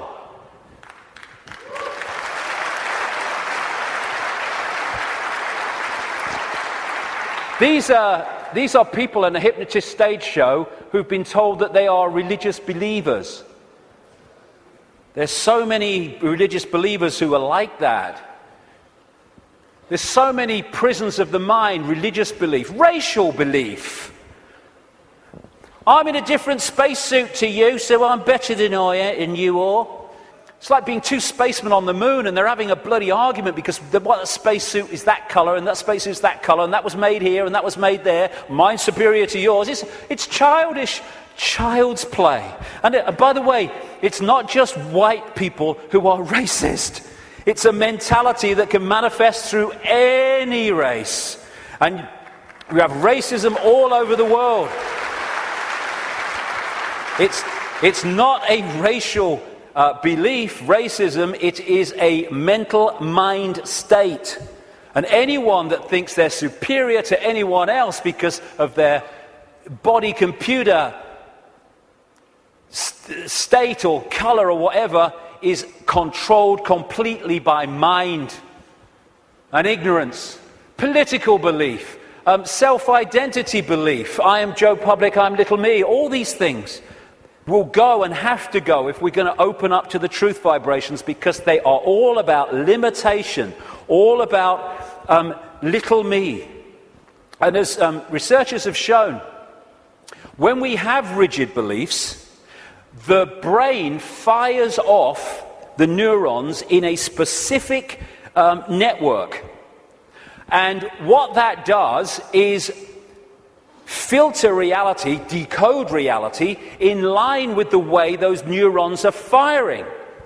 Therefore, it continually edits its reality and creates self-fulfilling prophecies, if you like, that it keeps seeing the world according to its belief. Despite receiving information that challenges the belief, it just filters that information in line to protect its belief. And then when you change your belief system, as has been shown in research, the neurons start firing in a different way, and you start seeing the world in a different way. If we can get to a point where we open our minds without belief, we come from a state of knowing, all-knowing consciousness rather than belief from mind, then we open up the range of perception and understanding and awareness well beyond anything you can access if your brain is firing off in this symbolic way, limited by rigid belief, whatever belief that may be. When we open our mind to consciousness, everything changes. And to do that, I would suggest we need a blank sheet of paper. You know, it's not about learning anything new. We're all knowing if we can access that level of ourselves. It's unlearning the programming that has kept us from that level of awareness that we truly are. And therefore, because we're dealing with all possibility at the core of our being, that's what we are, we need a blank sheet of paper. All preconceived idea needs to go. All preconceived belief needs to go. And let information, intuitive knowing, decide what we think about things and feel about things rather than preconceived idea. It's not possible becomes, well, let's see if it's possible on the basis of the evidence, the basis of the information, the basis of how I feel. And then suddenly we're not saying, no, that's possible, I'm going to shut that out by reflex action. We're going to look at it. And when you do look at it, as I know from experience, what seems to be crazy to start with starts to take on very profound dimensions. Because we're all possibility. And if we're saying only this is possible, only that's not possible, we're not operating at the core of our being, which is all possibility. We are editing things, we are limiting ourselves, we are entering the realm of mind. And it's a time to choose, in many ways, between the head, the intellect, not that he doesn't have the part to play, it does, it being the governor, and the heart, knowing, intuition. What changed my life more than anything else was 20 years ago when I decided that if I was ever had a decision between going with my intuitive knowing, which we feel here, funnily enough, in the kind of heart chakra area, and my mind, I was going to go with my head, I was going to go with my intuition. And it changed my life. And has allowed me to follow this path, because I can tell you over the last 20 years, there have been many times in the early days, not for a long time, but in the early days, when my head was going, you're going to say what? You're going to do what? You must be joking. And not in my lifetime. But I thought, no, I feel to do it. I went with it. And as a result, you follow this, this energetic path through intuitive knowing that's been laid out. And what happens, because intuition, knowing, is coming from another level of awareness beyond five-sense reality, it means that to five-sense reality, general world, some of the things you do when you follow your intuition are seen as, I think I'm possibly an example of this, are seen as crazy and mad and lunatic and dangerous and all that stuff.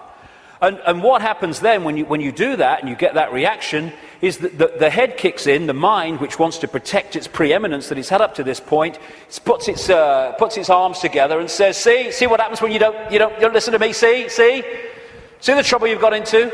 And it's like, okay, and you come back into mind.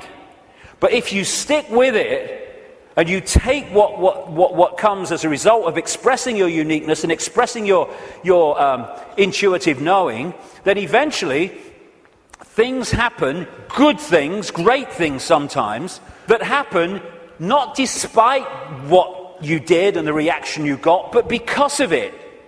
And then the mind, the intellect, looks at this and says, well, hold on a second. It might get you into trouble, but eventually it works out.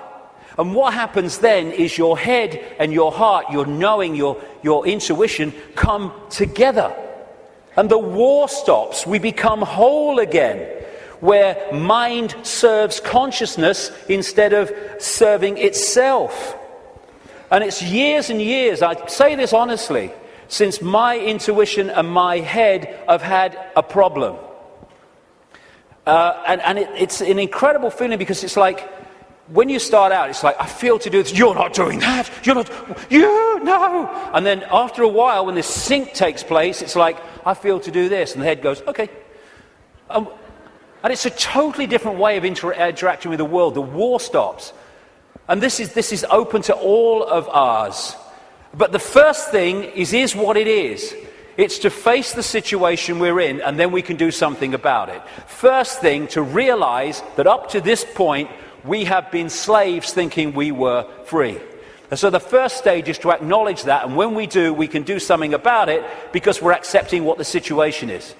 The second thing is to choose freedom over slavery and be prepared to do what is necessary to achieve that freedom over slavery. And when we do that and we mean it, there is a shift in our energy field. As that shift takes place, what I call magnetic attraction, it's the energy field is of the human body is an expression vibrationally of our state of being, mentally, emotionally, what we might call spiritually. And therefore, our state goes out as a vibrational field, and it draws in other vibrational fields that sync with it. We call these people, places, locations, ways of life, jobs, opportunities, or lack of them. So when this shift takes place, because we've said my intent, very powerful intent, is that I want freedom, and I want to end my life. I'm not going to be a slave anymore. I'll do what is necessary to understand who am I, where am I. Suddenly this energy field shift takes place, and we start drawing in new people, places, locations, opportunities, etc., that are syncing with the new vibrational state as opposed to the old one. And at this point, and I experienced this big time in the public eye, we experience this shift as our lives falling apart. Partnerships may end. We may lose our job. We may change location. We may, like me, undergo massive ridicule. But what if we understand what's happening? The old energy field, the old you, the old intent, the old awareness was pulling in the old life, and then when it shifts, it's pulling in a very different expression of the new vibrational self. And that transitional period, when the shift takes place, the old life falls apart. But if you want to change your life, then the old life has to fall apart unless it serves the new one. So when we choose freedom, the transformation can be challenging. It's easier now because more and more people are going through it, and we're beginning to understand the process. I felt like this so many times. I went to the top of a hill in the south of England, the west of England, one day, because I didn't want to upset anybody. I went to the top of this hill in the middle of nowhere, and I screamed my frustration out. I know what this image means, and so many other people do. But it was the old life breaking down so the new one can take over. It's time to know thyself. Not thyself that we've been told we are, but thyself which we really are. This self, everything from the beginning, my birth, my ancestors, my children, my wife, everything comes together simultaneously. I saw everything about me, about everyone who was around me. I saw everything they were thinking now, what they thought then, what was happening before, what was happening now. There is no time, there is no sequence of events, no such thing as limitation of distance, of period of time, of place. I could be anywhere I wanted to simultaneously. That's who we are. And that's what the control system has tried to keep from us.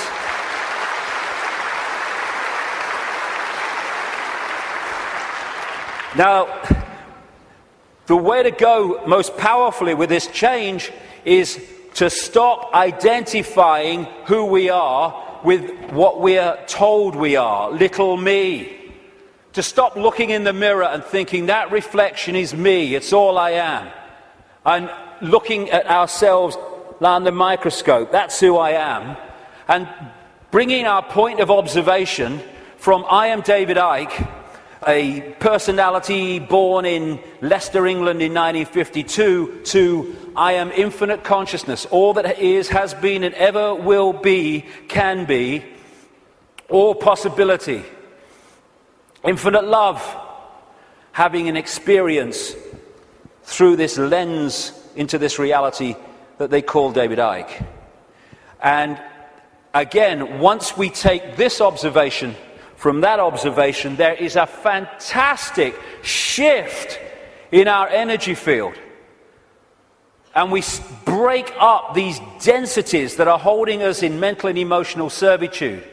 Everything starts to change when we move our sense of self-identity. That's why the control system wants us in there. It can't cope with this. We have to be in there. Little me. And this is the fork in the road. Are we going to live our lives as consciousness or mind? As all there is or little me? Because that will decide the kind of world we're going to live in. Escaping the box, and it is a box, it's a vibrational box. Getting out of this thing called cognitive dissonance, where we lie to ourselves. Cognitive dissonance is, for people who haven't come across it, it's a very powerful controlling mechanism whereby we have a belief about self or the world or a situation, and we're sticking with it. And when we face information or experience which challenges the belief, then cognitive dissonance is that uneasy state when you see that your belief system is under threat from this information or this experience. If this is real, then the belief can't be. And what you do then is you go about these incredible stories we tell to ourselves to convince ourselves that this can't be true, to protect the belief system. Cognitive dissonance can be a good thing if that dissonance leads you to look at your belief in the light of this experience or this new information, and then move the belief in the light of that. Then cognitive dissonance is a good thing. What most people do is try to hold the belief system in the face of this. And there's no greater example than the Skeptics Society. You ever come across them, the Skeptics Society? Bloody hell, they are cognitive dissonance.com, they are. I tell you.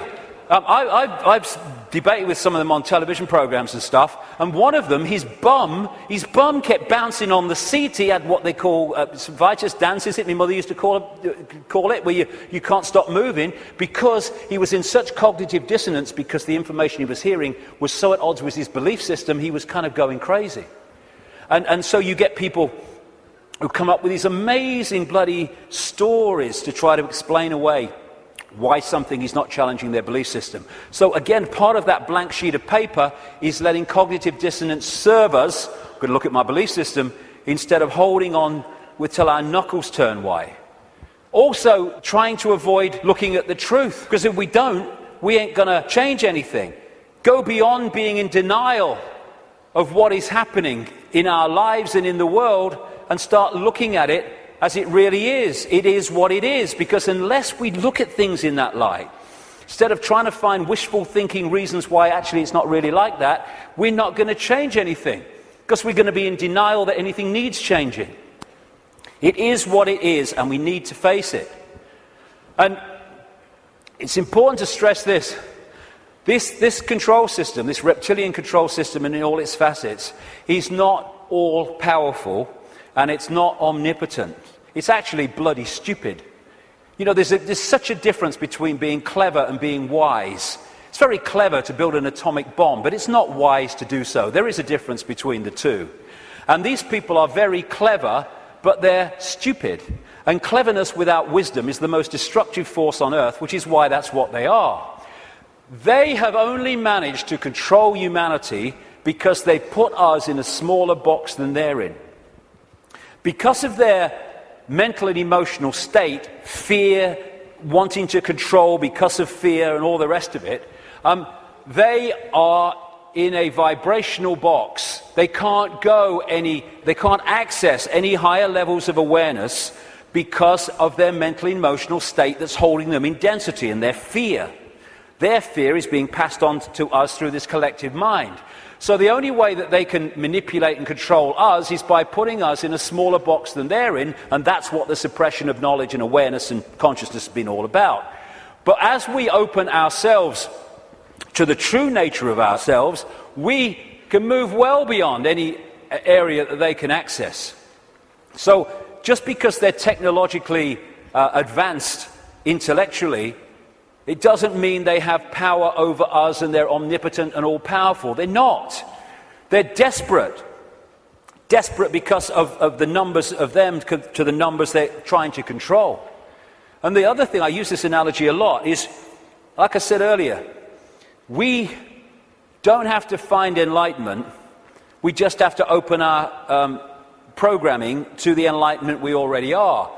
And it's a testament to the magnificence of what we really are, that this control system has had to throw everything at us. Look at it. All these facets. The food additives, the electromagnetic pollution, the programming through the media, the suppression of education, the suppression of science, all this stuff they have to throw at us to keep us in servitude. It's like, I use this analogy, if you want to put a ball floating on a tank in an unnatural state, which is where we've been, you have to push it down and you have to hold it there. Because its natural state is floating on the surface, you have to hold it there, because the moment you let it go, zoom, it's gone into its natural state. And symbolically, we've been held on the bottom of the tank by all this stuff that's thrown at us from cradle to grave. And the fact that it needs so much to hold us in this suppressed state shows the magnificence and genius that we really are, we once were, and will be again. When I say we, I mean what we call humanity. So as the control system's ability to do that is unraveled, and this is happening, then we're going to go to the top of the tank again, not by finding enlightenment, but by removing that which is keeping us from it.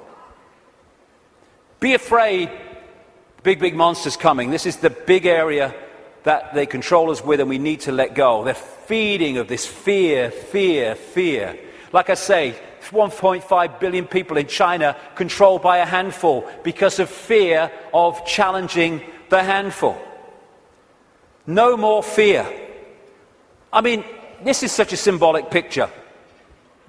Here's all these bloody sheep, and here's 2 shepherds, and there's a guy at the back. Now those sheep, symbolic of humanity, can only be controlled in this way because they acquiesce to the shepherds, and the sheepdog symbolizing fear. What if this group of sheep, instead of going ba ba ba ba, and if they want ruff ruff, fear, following the one in front, the control system, the shepherd, yeah, he's got the power, he's got a stick, aye. What if those sheep said, look, I'm not following him anymore, and hey, Rover, woof bloody woof, on your bike, you're not frightening me, okay? I'm over here, I'm going down here, I like that, there's some grass down here. Suddenly, this herd, flock, whatever you want to call it, is scattered because it's expressing its uniqueness and it is not fearing the consequences. These people, apparently all powerful, have no bloody power. None. They'd never find most of them. Don't mind catch them. And that's what humanity's like. We have the numbers. And yet, because we acquiesce through fear of challenging the control system, even though we have the numbers, the handful of people control the many. We have the power. We've chosen not to use it. It's about bloody time we did.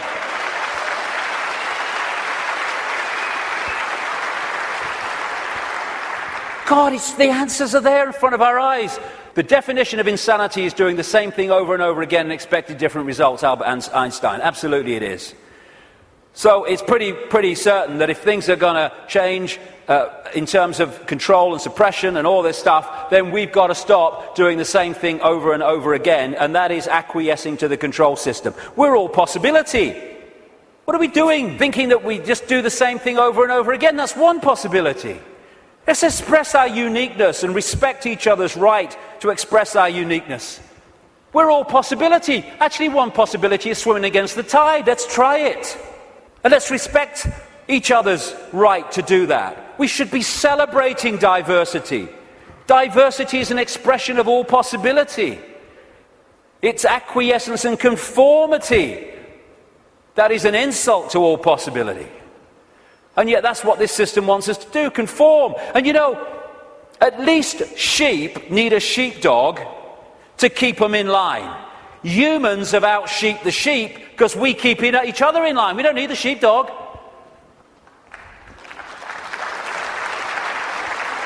We have sheepdogs called parents and teachers and politicians and peer pressure.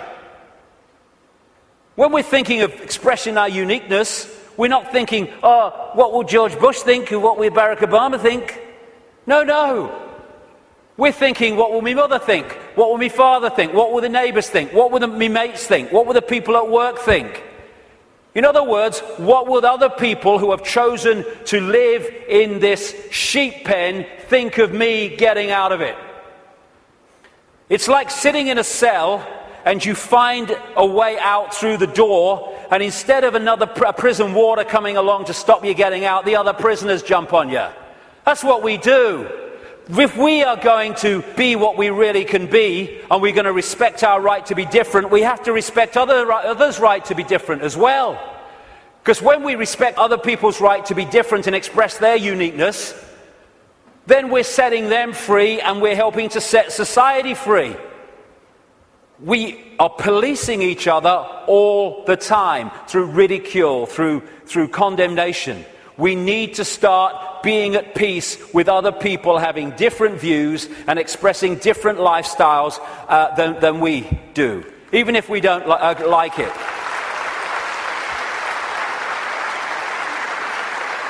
This breaks up this sheep policing the sheep.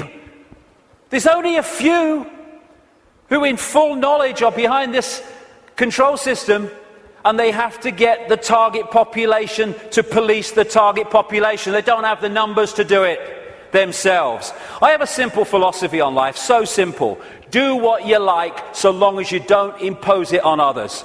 Dead simple. That's it.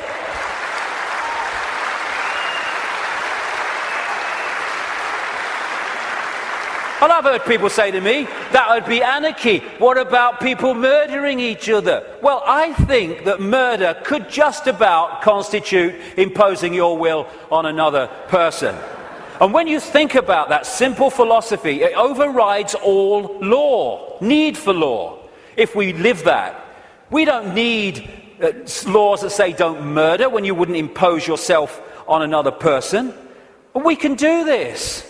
You know, if Henry Kissinger wants to sacrifice George Bush, be my guest as long as you both agreed. Because when you leave the body, you'll feel right prats and you might learn something in your eternity. I get interested when they want to impose things on other people that don't want those things imposed upon them. That's what the control system's trying to do. That's why I'm interested. But express ourselves as long as we're all agreed. And we don't impose it on other people. We have this either or. Someone wants kind of a rave or something, and some people don't want to be affected by all the noise and disruption. And so we say, they can have it, they can't have it. It's either or. Any society that was conscious would say, okay, we can sort this out, okay? They don't want the noise, fair enough, understand that. They want to have a party, a rave, a good time. Okay, now, let's find a place where they can have what they want that don't disrupt anyone else's life. So they can have their experience that they want and no one else is affected. Everyone's a bloody winner. This is either or. Someone must win, so someone must lose, so someone could win. Old epoch consciousness. Winner, winner, win, win. That's the new consciousness. I stand upon my desk to remind myself that we must constantly look at things in a different way. You see, the world looks very different from up here. You don't believe me? Come and see for yourselves. And it does. When you move your point of observation, the world looks so different. When we break out of constantly scanning the world from a single point of observation, so everything looks the same. From a higher point of observation, things look very, very different. And we can break out into infinite consciousness. Clear our minds. That's another thing, another layer on the onion. It doesn't matter. My goodness me, how we make things matter that don't matter. And it clutters up our mind, it clutters up our emotions, and holds us in low vibrational servitude. I have a thing I call the deathbed perception. You're lying on your deathbed, well, your body is, you're not, and you've got 10 minutes to live. Tell me, looking back at your life, what mattered. You know, in 2004, when that guy cut you up at the lights, and you got out your car and you screamed abuse, and he got out and wanted a fight, does that matter now? No. Then the trick is to make sure it doesn't matter then. To bring that mentality into everyday life. It doesn't matter. We get het up, angry, frustrated. We worry about things. People worry about going to the dentist. Then they go to the dentist and they go, oh, that was all right. What do you mean it was all right? You've been worried sick for 3 weeks. It's destroyed your life for 3 weeks. You tell me it's all right. There's no problem. It's bringing this. It does what really matters. What really matters is loving each other, caring for each other, being kind to each other. What matters is expressing our true magnitude of infinite genius, not acquiescing to meaningless things that we take so bloody seriously. How many things do we look back that God has really het up, frustrated and angry, and we look back, it didn't really matter, did it? Well, don't let it matter then. That's the thing. And then there's what I've long called combing the mirror.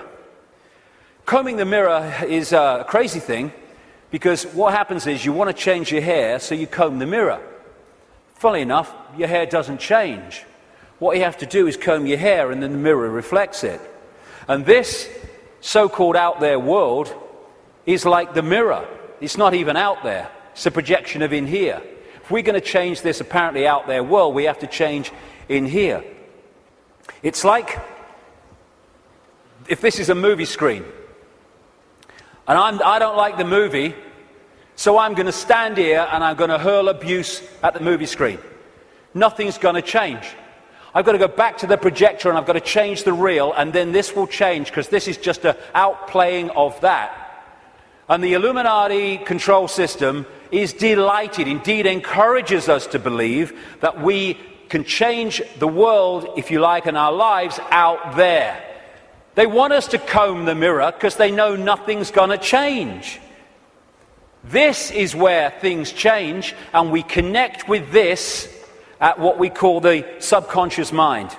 And it's in the subconscious mind that we interact with this waveform construct. The conscious mind experiences the play-out holographic world, the decoded world.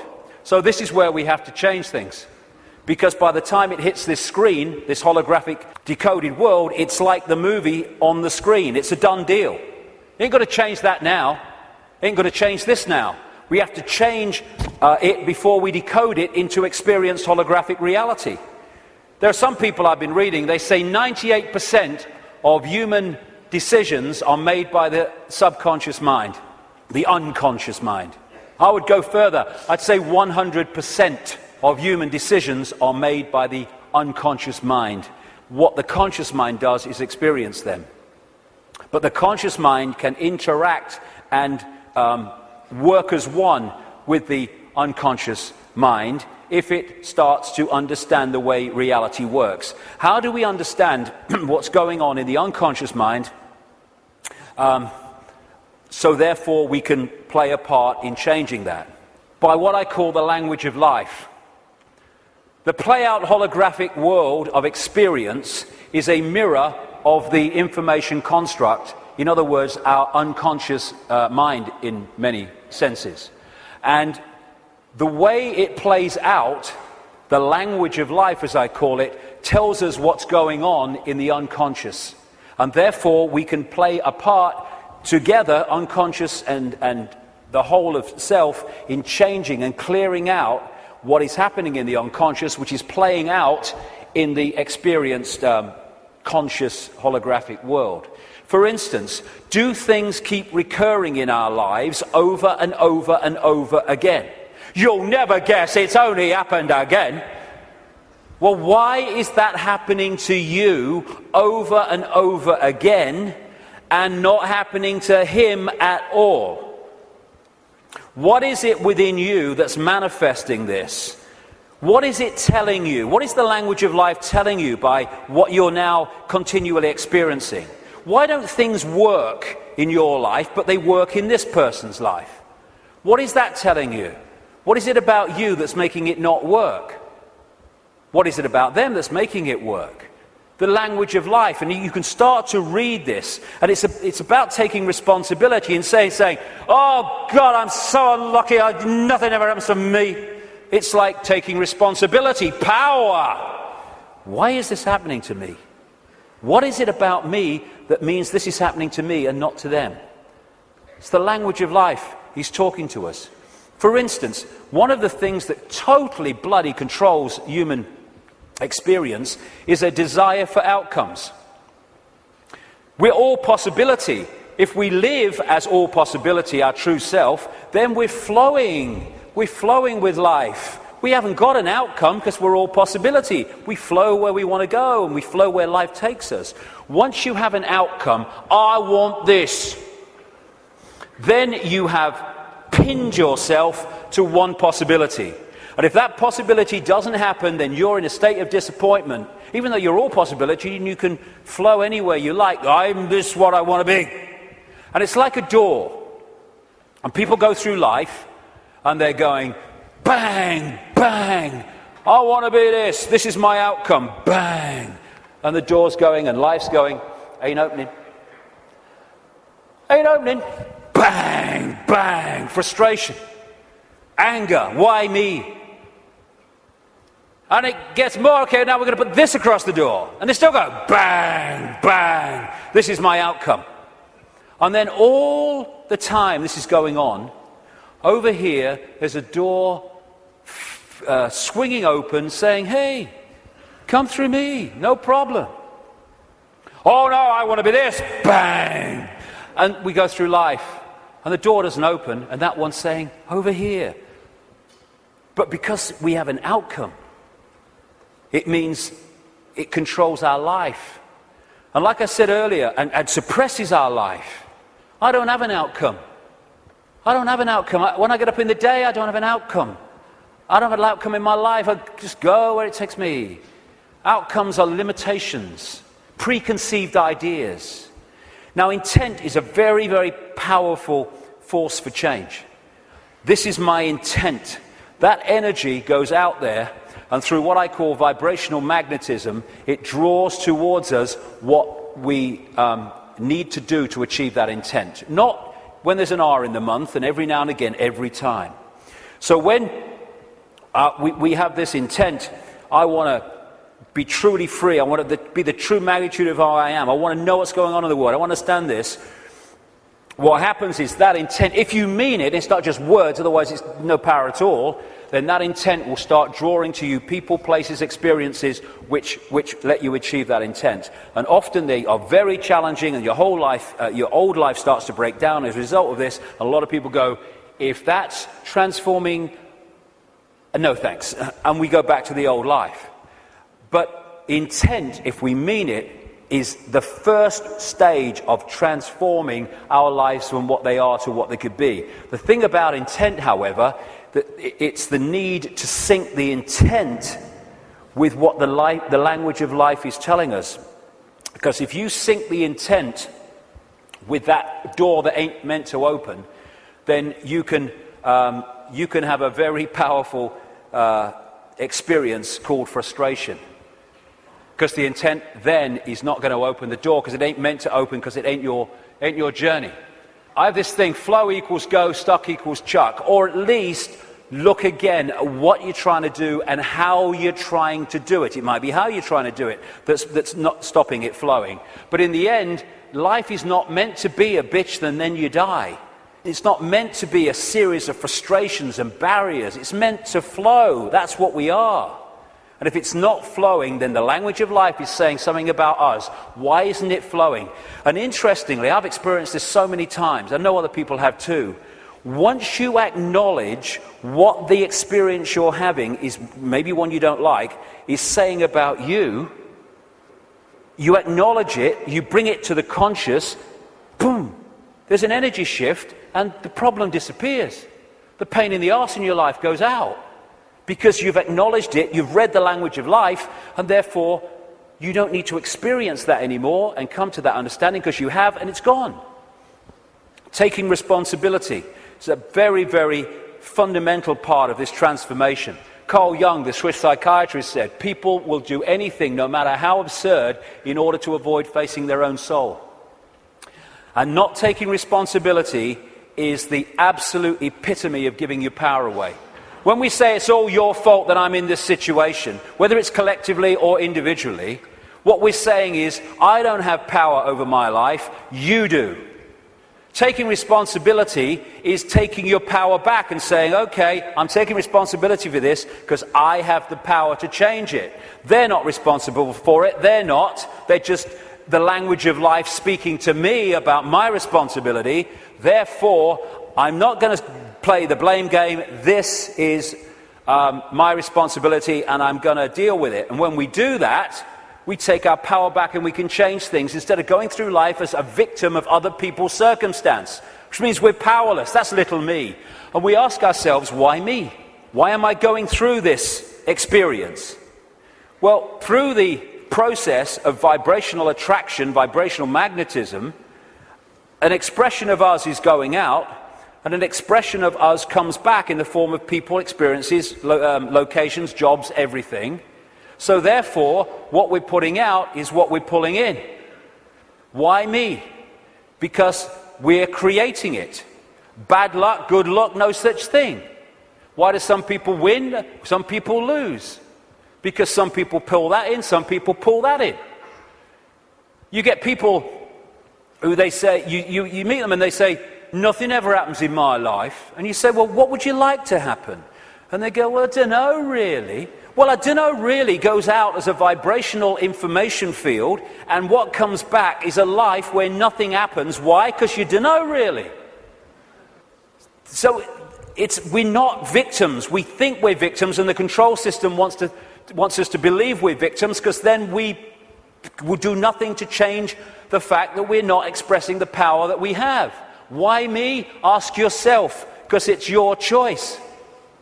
It's your choice and my choice in the sense of there's not some guy with an AK-47 on some other dimension saying to our consciousness, get in that body or I shoot. And in the same way, once we get in here, we attract what we attract. And when we take responsibility for that, we can stop attracting it. Why me? It's like the Oracle said in the Matrix. You've already made the choice.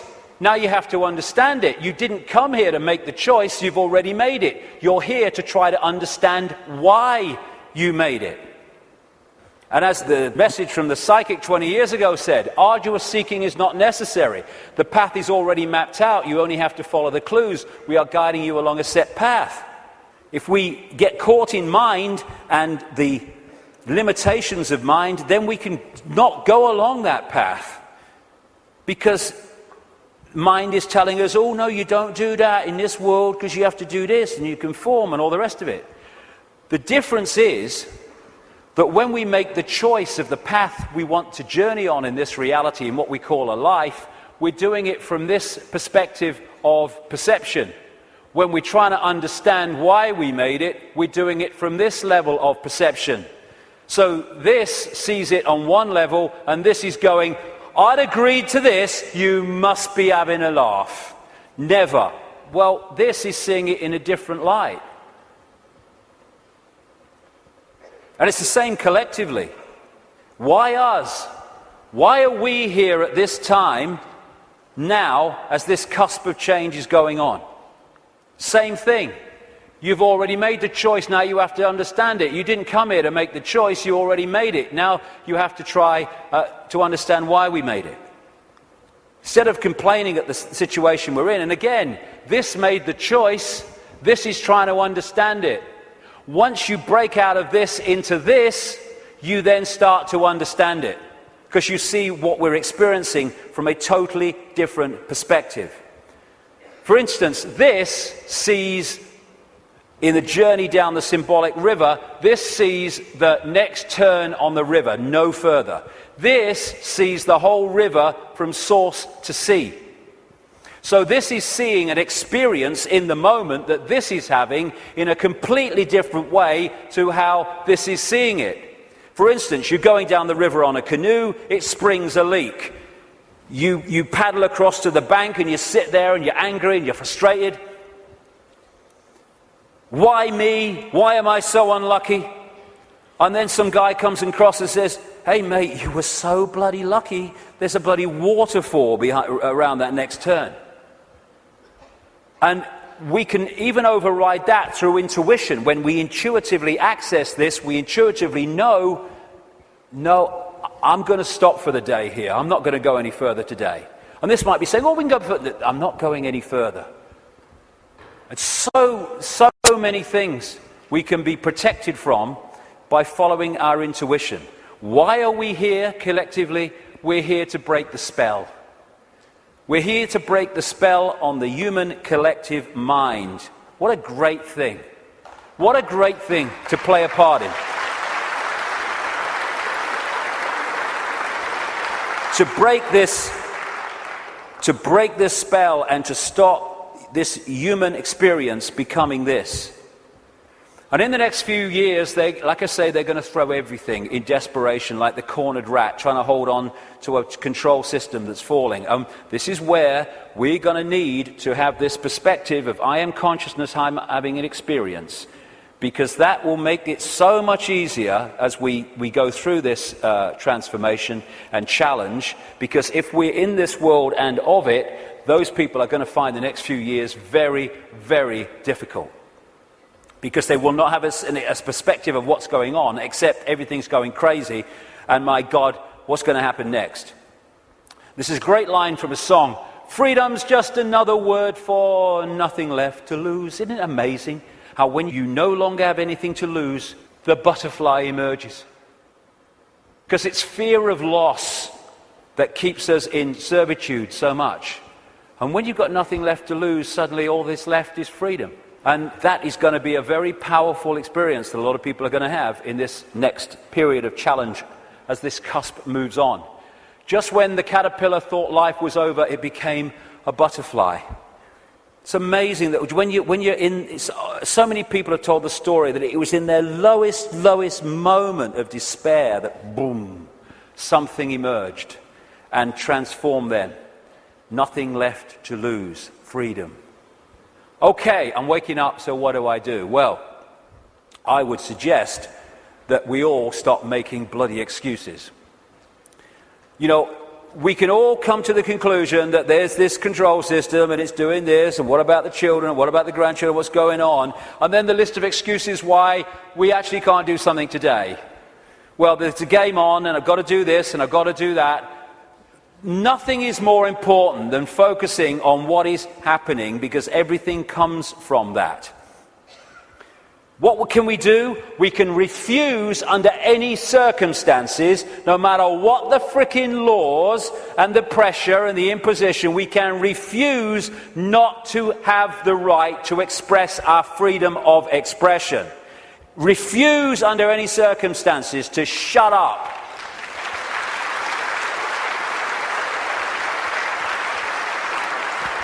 If vast numbers of people did that, this is the key to it all, what are they going to do? They don't have the numbers. We can stop focusing worship on celebrities and television and fake politicians and even sport. Not that I don't enjoy sport, but as long as it's there, peripheral vision, and not here. But worship, externalizing. And this is the biggest thing we can do. Human race, get off your knees. What are we doing down there?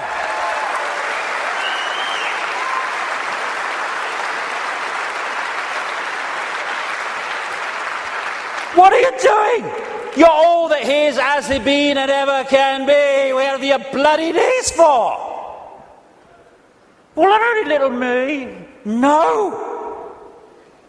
If we get off our knees, the control system's over. Martin Luther King said, a man can't ride your back unless it's bent. And then there's the people in dark suits and uniforms. Hey, you got children and grandchildren and families as well. What are you doing serving a control system that wishes to impose a fascist state on your families?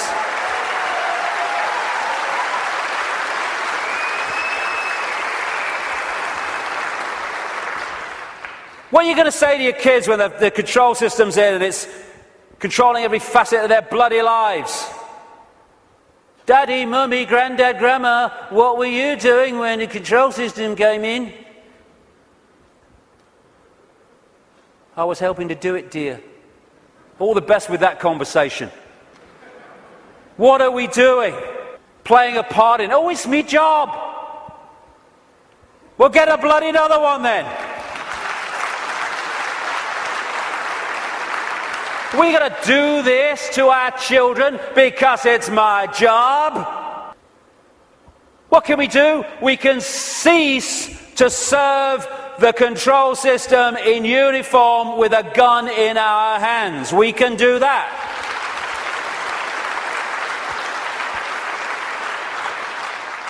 Soldiers are not there serving their country, serving their people.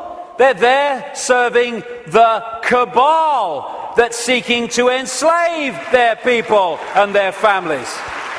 As Einstein said, the pioneers of a warless world are the youth that refuse military service. And more are equal to that, the adults beyond military service who support those that refuse to serve this control system in uniform. Oh no, you've got to serve your country. You serve your bloody country. I ain't doing it. Just like those wonderful Israeli young people. Know thyself. When you know thyself, when you know you are consciousness, the consciousness is going to get a machine gun and start shooting at aspects of itself. Mind does that. Mind fights. Consciousness doesn't even contemplate it. And that doesn't include just people in uniform. It means fighting for freedom. What's all that about? Let's fight for freedom. Let's have a riot in Athens and let's kill 3 people from the banking system. Hey, the world's a better place now. What you fight, you become. We don't want to fight this system. We need to cease to cooperate with it. This is a meeting of mind. One mind on a horse, one mind with something in its hand trying to do damage. Oh, they're 2 sides. They're one mind without consciousness. Freedom fighters, contradiction in terms. Cognitive dissonance. As Martin Luther King said, the limitation of riots, moral questions aside, is that they cannot win and their participants know it. Hence, rioting is not revolutionary but reactionary because it invites defeat. It involves an emotional catharsis, but it must be followed by a sense of futility. They want people to riot. It justifies more control. Nor do we need to meet this challenge with hate. That's playing away in the stadium we're trying to rid the world of. We don't need to hate these people. We just need to stop cooperating with them. Well, you know, if it's all the same with you, mate, I ain't doing it, okay? No hard feelings, bugger off. And then we've got this, the protest, the mass protest. I do understand that. It might have a part to play. But so many times these protests, they're what I call steam whistles. You know, people go out in big protests with the banners and they kind of feel good about themselves and they go down the pub and say, at least we made our feelings felt. And then what happens? Bugger all. How many people marched in London against the invasion of Iraq, and what happened? Iraq was invaded. Protesting has such limitation. They don't care if we protest and walk through the streets and shout slogans and wave banners. They care if we come together, irrespective of colour, creed, gender, sexuality, any of it.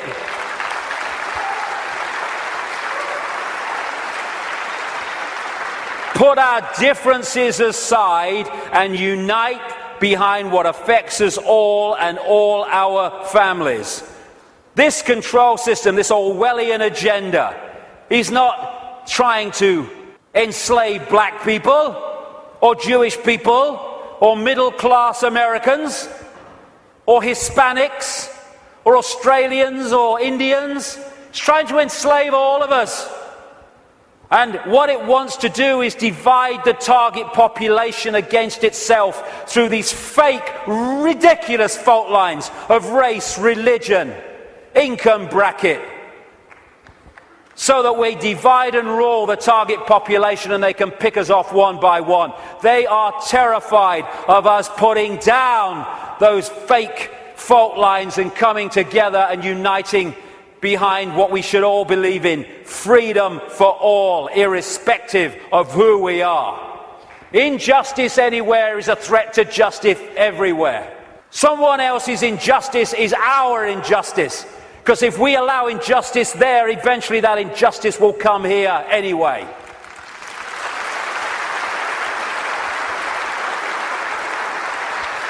In the end, we will remember not the words of our enemies, but the silence of our friends. Silence is consent. Can you hear us now? Silence is consent. Because while we're silent on these impositions, the impositions just keep going on and on and on.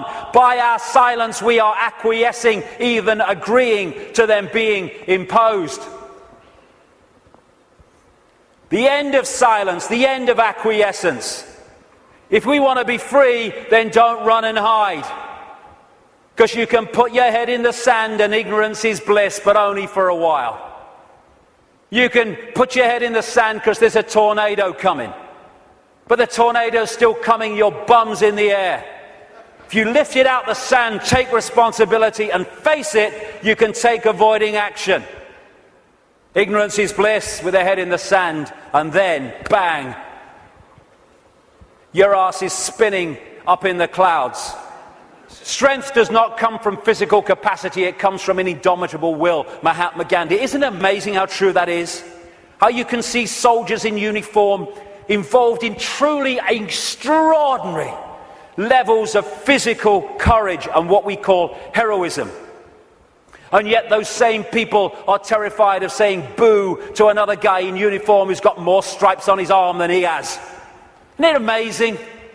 Where physical strength can come so easily, and moral strength not.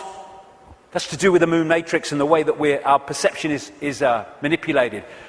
Turkish proverb, a lion sleeps in the heart of every brave man, every brave woman, and it's not really bravery. When you let go of fear, you don't need bravery, you don't need courage. Courage is overcoming fear. When you let go of fear, because I'm all that is, has been, and ever will be, what's the worst that can happen to me? I leave this physical body of limitation and I become all that is, has been, and ever will be, in full awareness that that is what I am. My God, I'm terrified that that might happen. I don't know how I'm going to cope with the terror of thinking that might happen. Know thyself. Again, recurring theme, know thyself. We are consciousness. What is there to fear? Death? There is no death. Just putting the telescope down. We can meet this with fear. Oh my God, the police state! Or we can treat it with the emotion it deserves.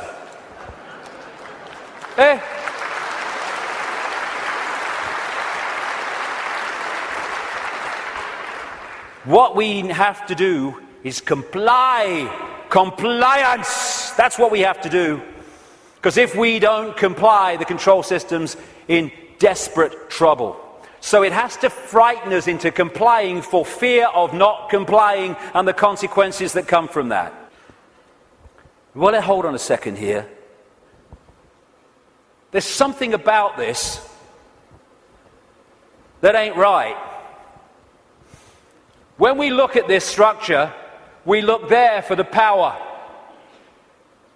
But why is that there? Because these silly sods are holding it up there. This is the power. They have to persuade them that they have the power, so they don't take the power to bring that crashing down.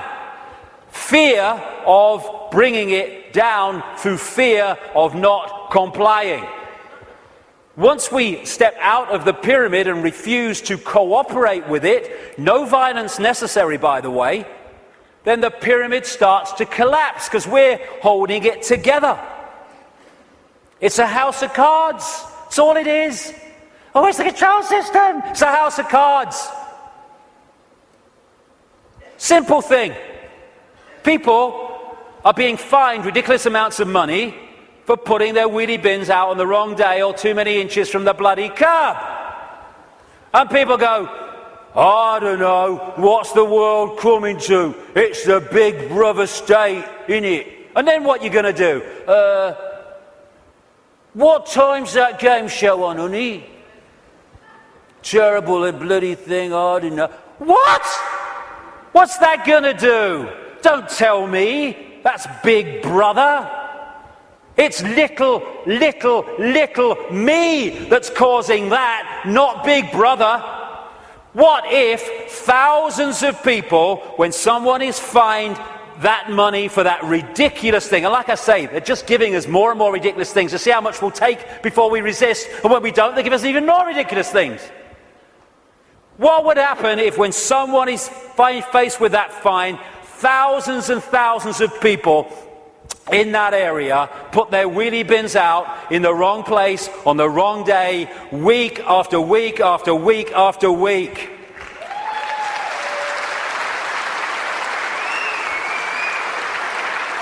The system couldn't cope.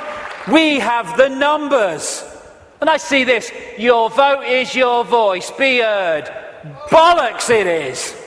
How can the vote be your voice when the people you're given the choice of voting for that have any chance of forming a government are standing on the same postage stamp of political policy and perception? There's no choice. We've reached a point now where the vote becomes a voice when we refuse to vote. We refuse to play the game anymore.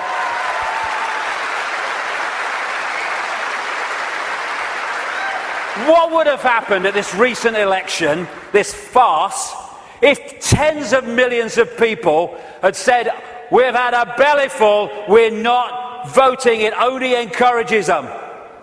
We are not voting because we're going to make a statement that we know this system is rigged and we're having it no more. What would have happened in these days that have passed since that election? The whole focus of the media and everything would have been, bloody hell, what's going on? Why this mass refusal not to vote? Now we've got a debate going. Now we're looking at why people haven't voted because the system is rigged. Now the system has to bloody start to change because it's lost its credibility. But instead, the majority trotted along to vote because they said, well, if you don't vote for them, they might get in. It doesn't matter! They're masks on the same face. So what if they get in? Same thing will bloody happen. Comply! No! No, no! Not if it's enslaving me and my children and imposing on my freedom. Comply, leave your home now it's foreclosed. No, no, no. Let's follow this through, shall we? Millions of people in the world are losing their homes, being foreclosed and ending up homeless. Let's follow this through. Why have you lost your home, my friend? Because I can't pay me mortgage. Why can't you pay your mortgage? Because I lost my job. Why did you lose your job? Because the great banking collapse, they can't get this, they can't get my company went bust. And who's taking your home away and saying you've got to leave? The banks that caused the fricking problem. And we are leaving! What are we doing? What are we doing?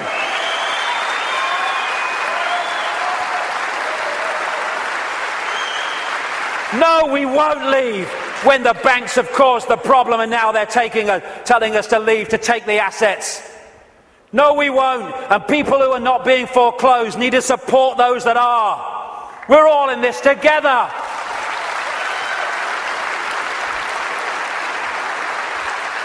Compulsory vaccinations. No, no, no.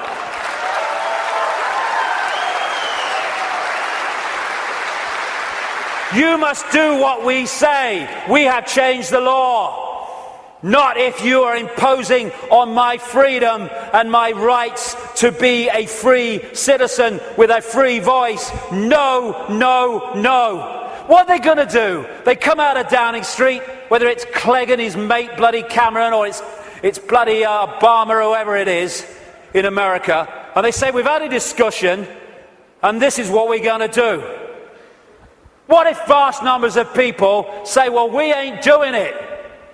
They have no power whatsoever. Their power comes in our acquiescence. Oh, but you can't defy the law. Okay, let's follow this through, shall we? By the way, while I'm talking, put your arms out and I'll put the handcuffs on, because that's what you're telling me. What you're telling me is this. We have no say in laws that are passed. And then we have to obey those laws. Well, okay, forget freedom then. Okay, what if they passed a law that says, we take your children away? Would you obey it? No.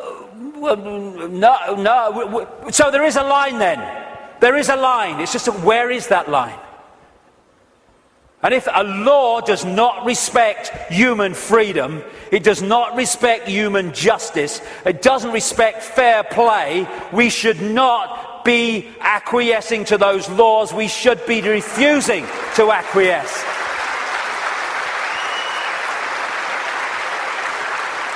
What we need is not compliance, we need a non-comply dance, where we beat to a different drum and we dance to a different drum, where we refuse to acquiesce to this control system that seeks to enslave us even more than it already has. Non-comply dance. Do this, comply. No. No. But we need to do it en masse. We do it with a smile on our face. We're consciousness, all that has been, ever will be. Why shouldn't we have a smile on our face? And smile and feel for these people who are enclosed in mind trying to enslave us. But we need to do it en masse. Because if we don't do it in numbers, then people get picked off. That's what's happening. I am all that is, has been, ever will be. You cannot grant me my freedom. It is not your gift to grant me my freedom or take it away, because I am, we all are, freedom.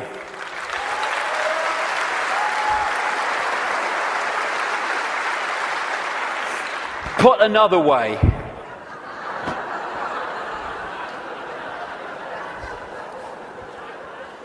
what would infinite consciousness do? Move perspective, little me, all that is. What would infinite consciousness do in the situations that we face, as against what would mind do? If it's not right, don't do it. If it's not true, don't say it. Absolutely right. You know what would change the world overnight? Is if we as a human race started doing what we knew to be right and just in the circumstances that we face, instead of making those decisions as so many people do and have long done on basis of what is right for me in this circumstance that I face. Okay, the just thing to do might not be in the moment the best thing to do, but it's the just and right thing to do. And if we started doing what we knew to be right when we're faced with these decisions, as opposed to what we perceive is right for us in the moment, although doing what is right for us in the eternity, then everything would change. If we want a world of peace, then be peaceful. It sounds trite, it sounds simple, but it's devastatingly profound. That's what we need to be with each other. You know, we have people going on anti-war marches who are hurling abuse at each other in their relationships and stuff like that. If we war with each other, then the collective version of that is warring collectively. If we want peace, let's be peaceful. If we want a world of kindness, then let's be kind. And it must come, for goodness sake. It must. If we're all kind to each other, we live in a kind world. Martin Luther King said, cowardice asks the question, is it safe? Expediency asks the question, is it politic? Vanity asks the question, is it popular? But conscience asks the question, is it right? There comes a time when one must take a position that is neither safe, nor politic, nor popular, but one must take it because it is right. And when enough of us take that stance, everything changes. The revolution is not a revolution of weapons, it's not a revolution of fighting. It's not a revolution of hatred, it's a revolution of perception, because everything changes. I am a lion then. I'm not the lamb I kept seeing in the mirror and the world kept telling me I was. And then that expresses itself out into the true nature of who we are. And miracles become possible. We're going into the epoch of what we perceive as miracles. It's just a greater understanding of the way everything works. And the system must fail when that happens. We're being offered, the truth vibrations are offering us in this time, the chance to open the key to our minds, the key to our hearts, which have long been closed by so many people, the key to the freedom on a level that we cannot comprehend, because until we expand our consciousness, we cannot be aware of the true nature of what freedom is. It's not even what we perceive in this world. Enough. Enough of this suppression. Enough of this slavery. Enough of this enslavement of the few by the many. As the poet Shelley said, rise like lions after slumber in unvanquishable number. Shake your chains to earth like dew, which in sleep had fallen on you. Ye are many, they are few. Enough! It's time to fly. It's time to fly. Thank you very much. Thank you. Thank you for coming. Thank you. Let's get on with it. Thank you. Thank you for coming. Thank you for coming. Thank you.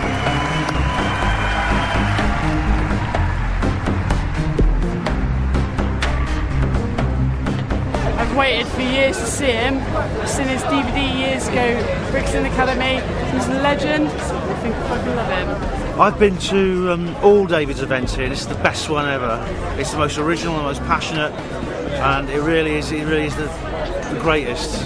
I've never seen David so charged up. I've never seen him so full of stamina, so full of energy, and so there's so much inspiration in what he's said here tonight. He doesn't pretend to be a guru or anything like that, and he admits himself he's struggling with the same, things that we are, and I think that's why he's fantastic to listen to. All of it struck a chord.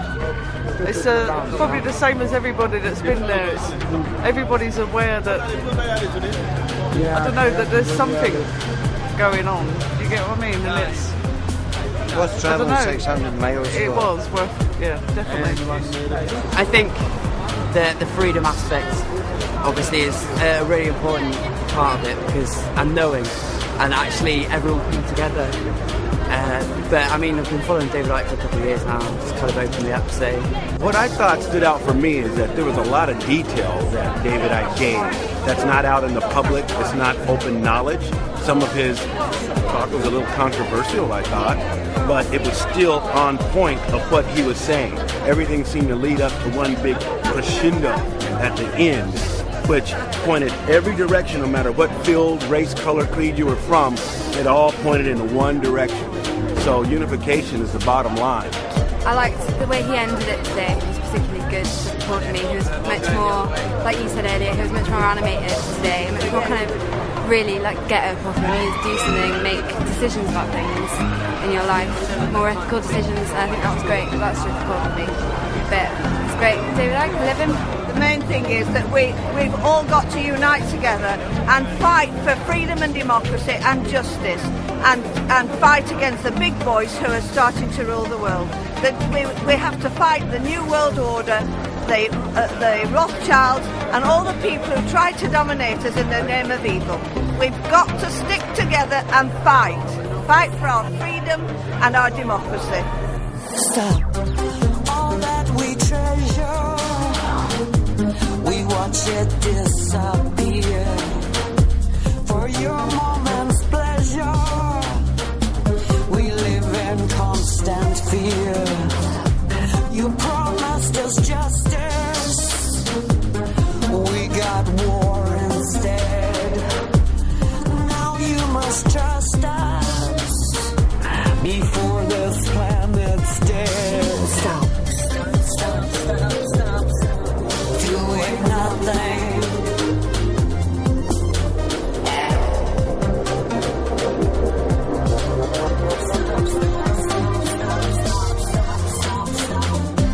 This world is amazing. It gives us everything we need, and it would be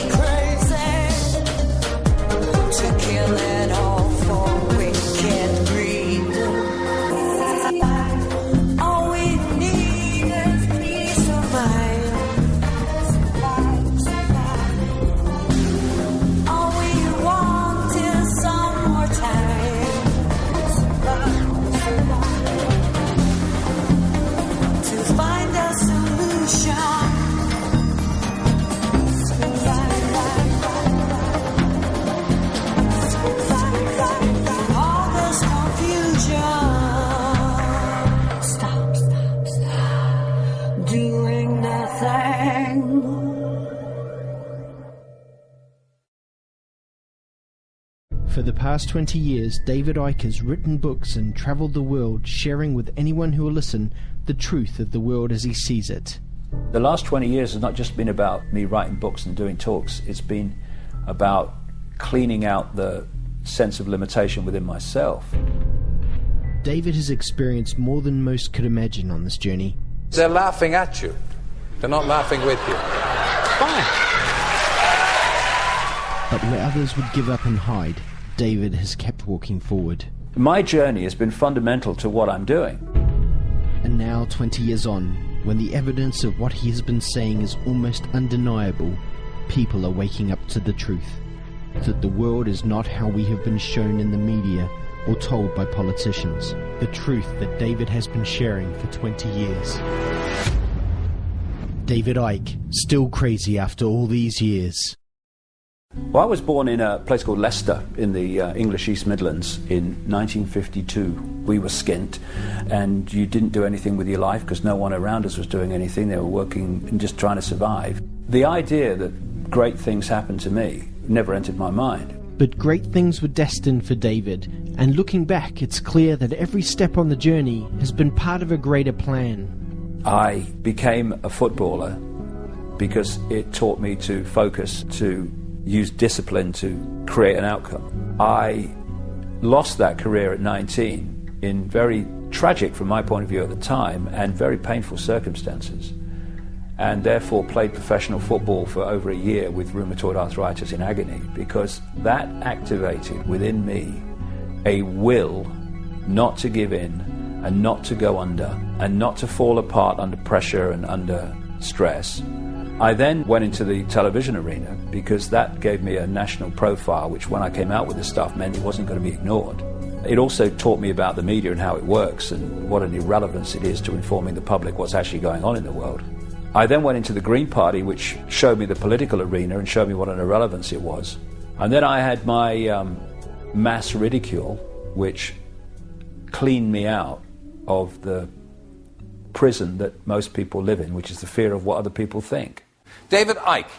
I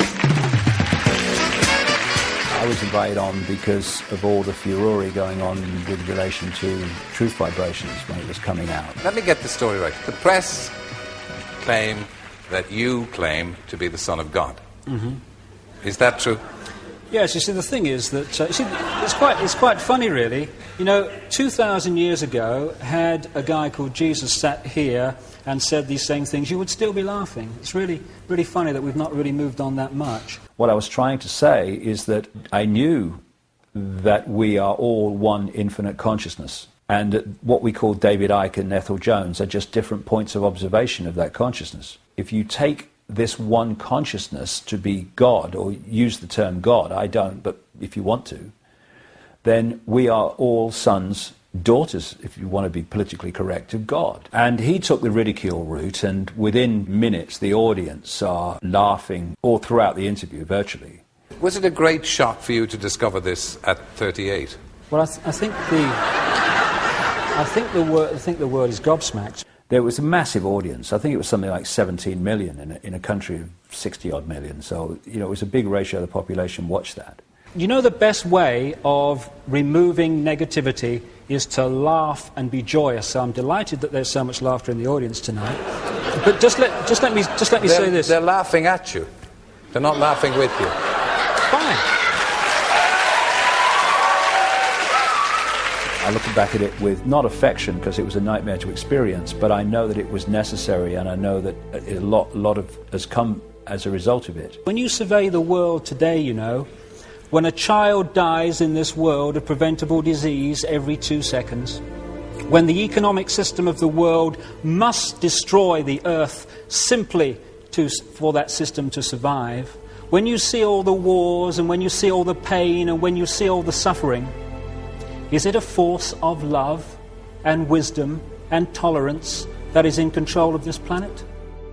It was just crazy after that. The ridicule reached extraordinary levels. The comeback from the public, I could never quite understand. People just pointing at you, laughing at you, and I mean literally stopping and pointing, whole families pointing and laughing.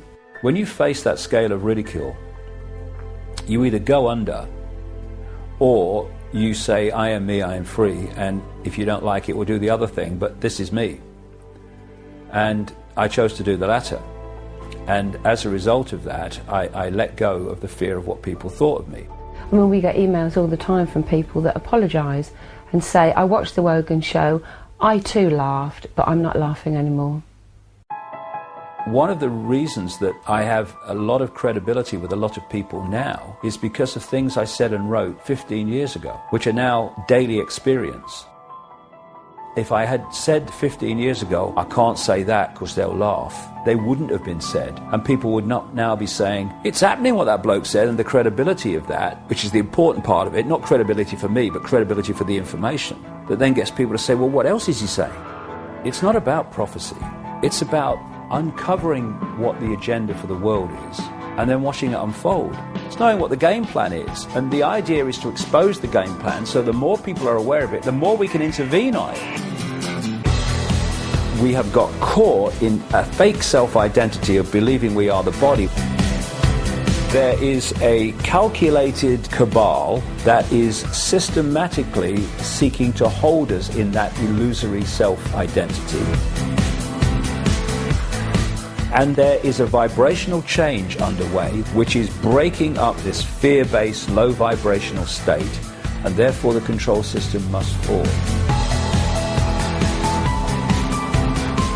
Challenges coming are enormous because the control system is going to be like a cornered rat. It's going to throw the kitchen sink and the plug. We're now entering a period where miracles become possible because they're not miracles. They're just a greater lack of limitation. That's all miracles are. If you want to make a difference in the world, then don't just be yourself, live yourself, and don't think of what will people think of me, because then you're not living your life, you're living theirs. What's all that about? I'm in a real good space 20 years on, because I can look back at all the real big challenges. I'm completely at peace with them. I know the challenges that have happened before, the ridicule, the rheumatoid arthritis, and the loss of my football career. I know they were all part of my journey. And not only are they part of the journey, they're a fundamental part of the journey. Because I'm not where I am today, doing what I am today, despite what has happened to me. I'm doing it because of what has happened to me, the things I liked and the things I didn't like. And I'm still there 20 years on, more determined than I've ever been. Because we're going to see some amazing changes in the world in the next few years. And some of them are going to seem to be catastrophic, but eventually they'll be seen to be the end of the prison and the start of the paradise. I can handle that.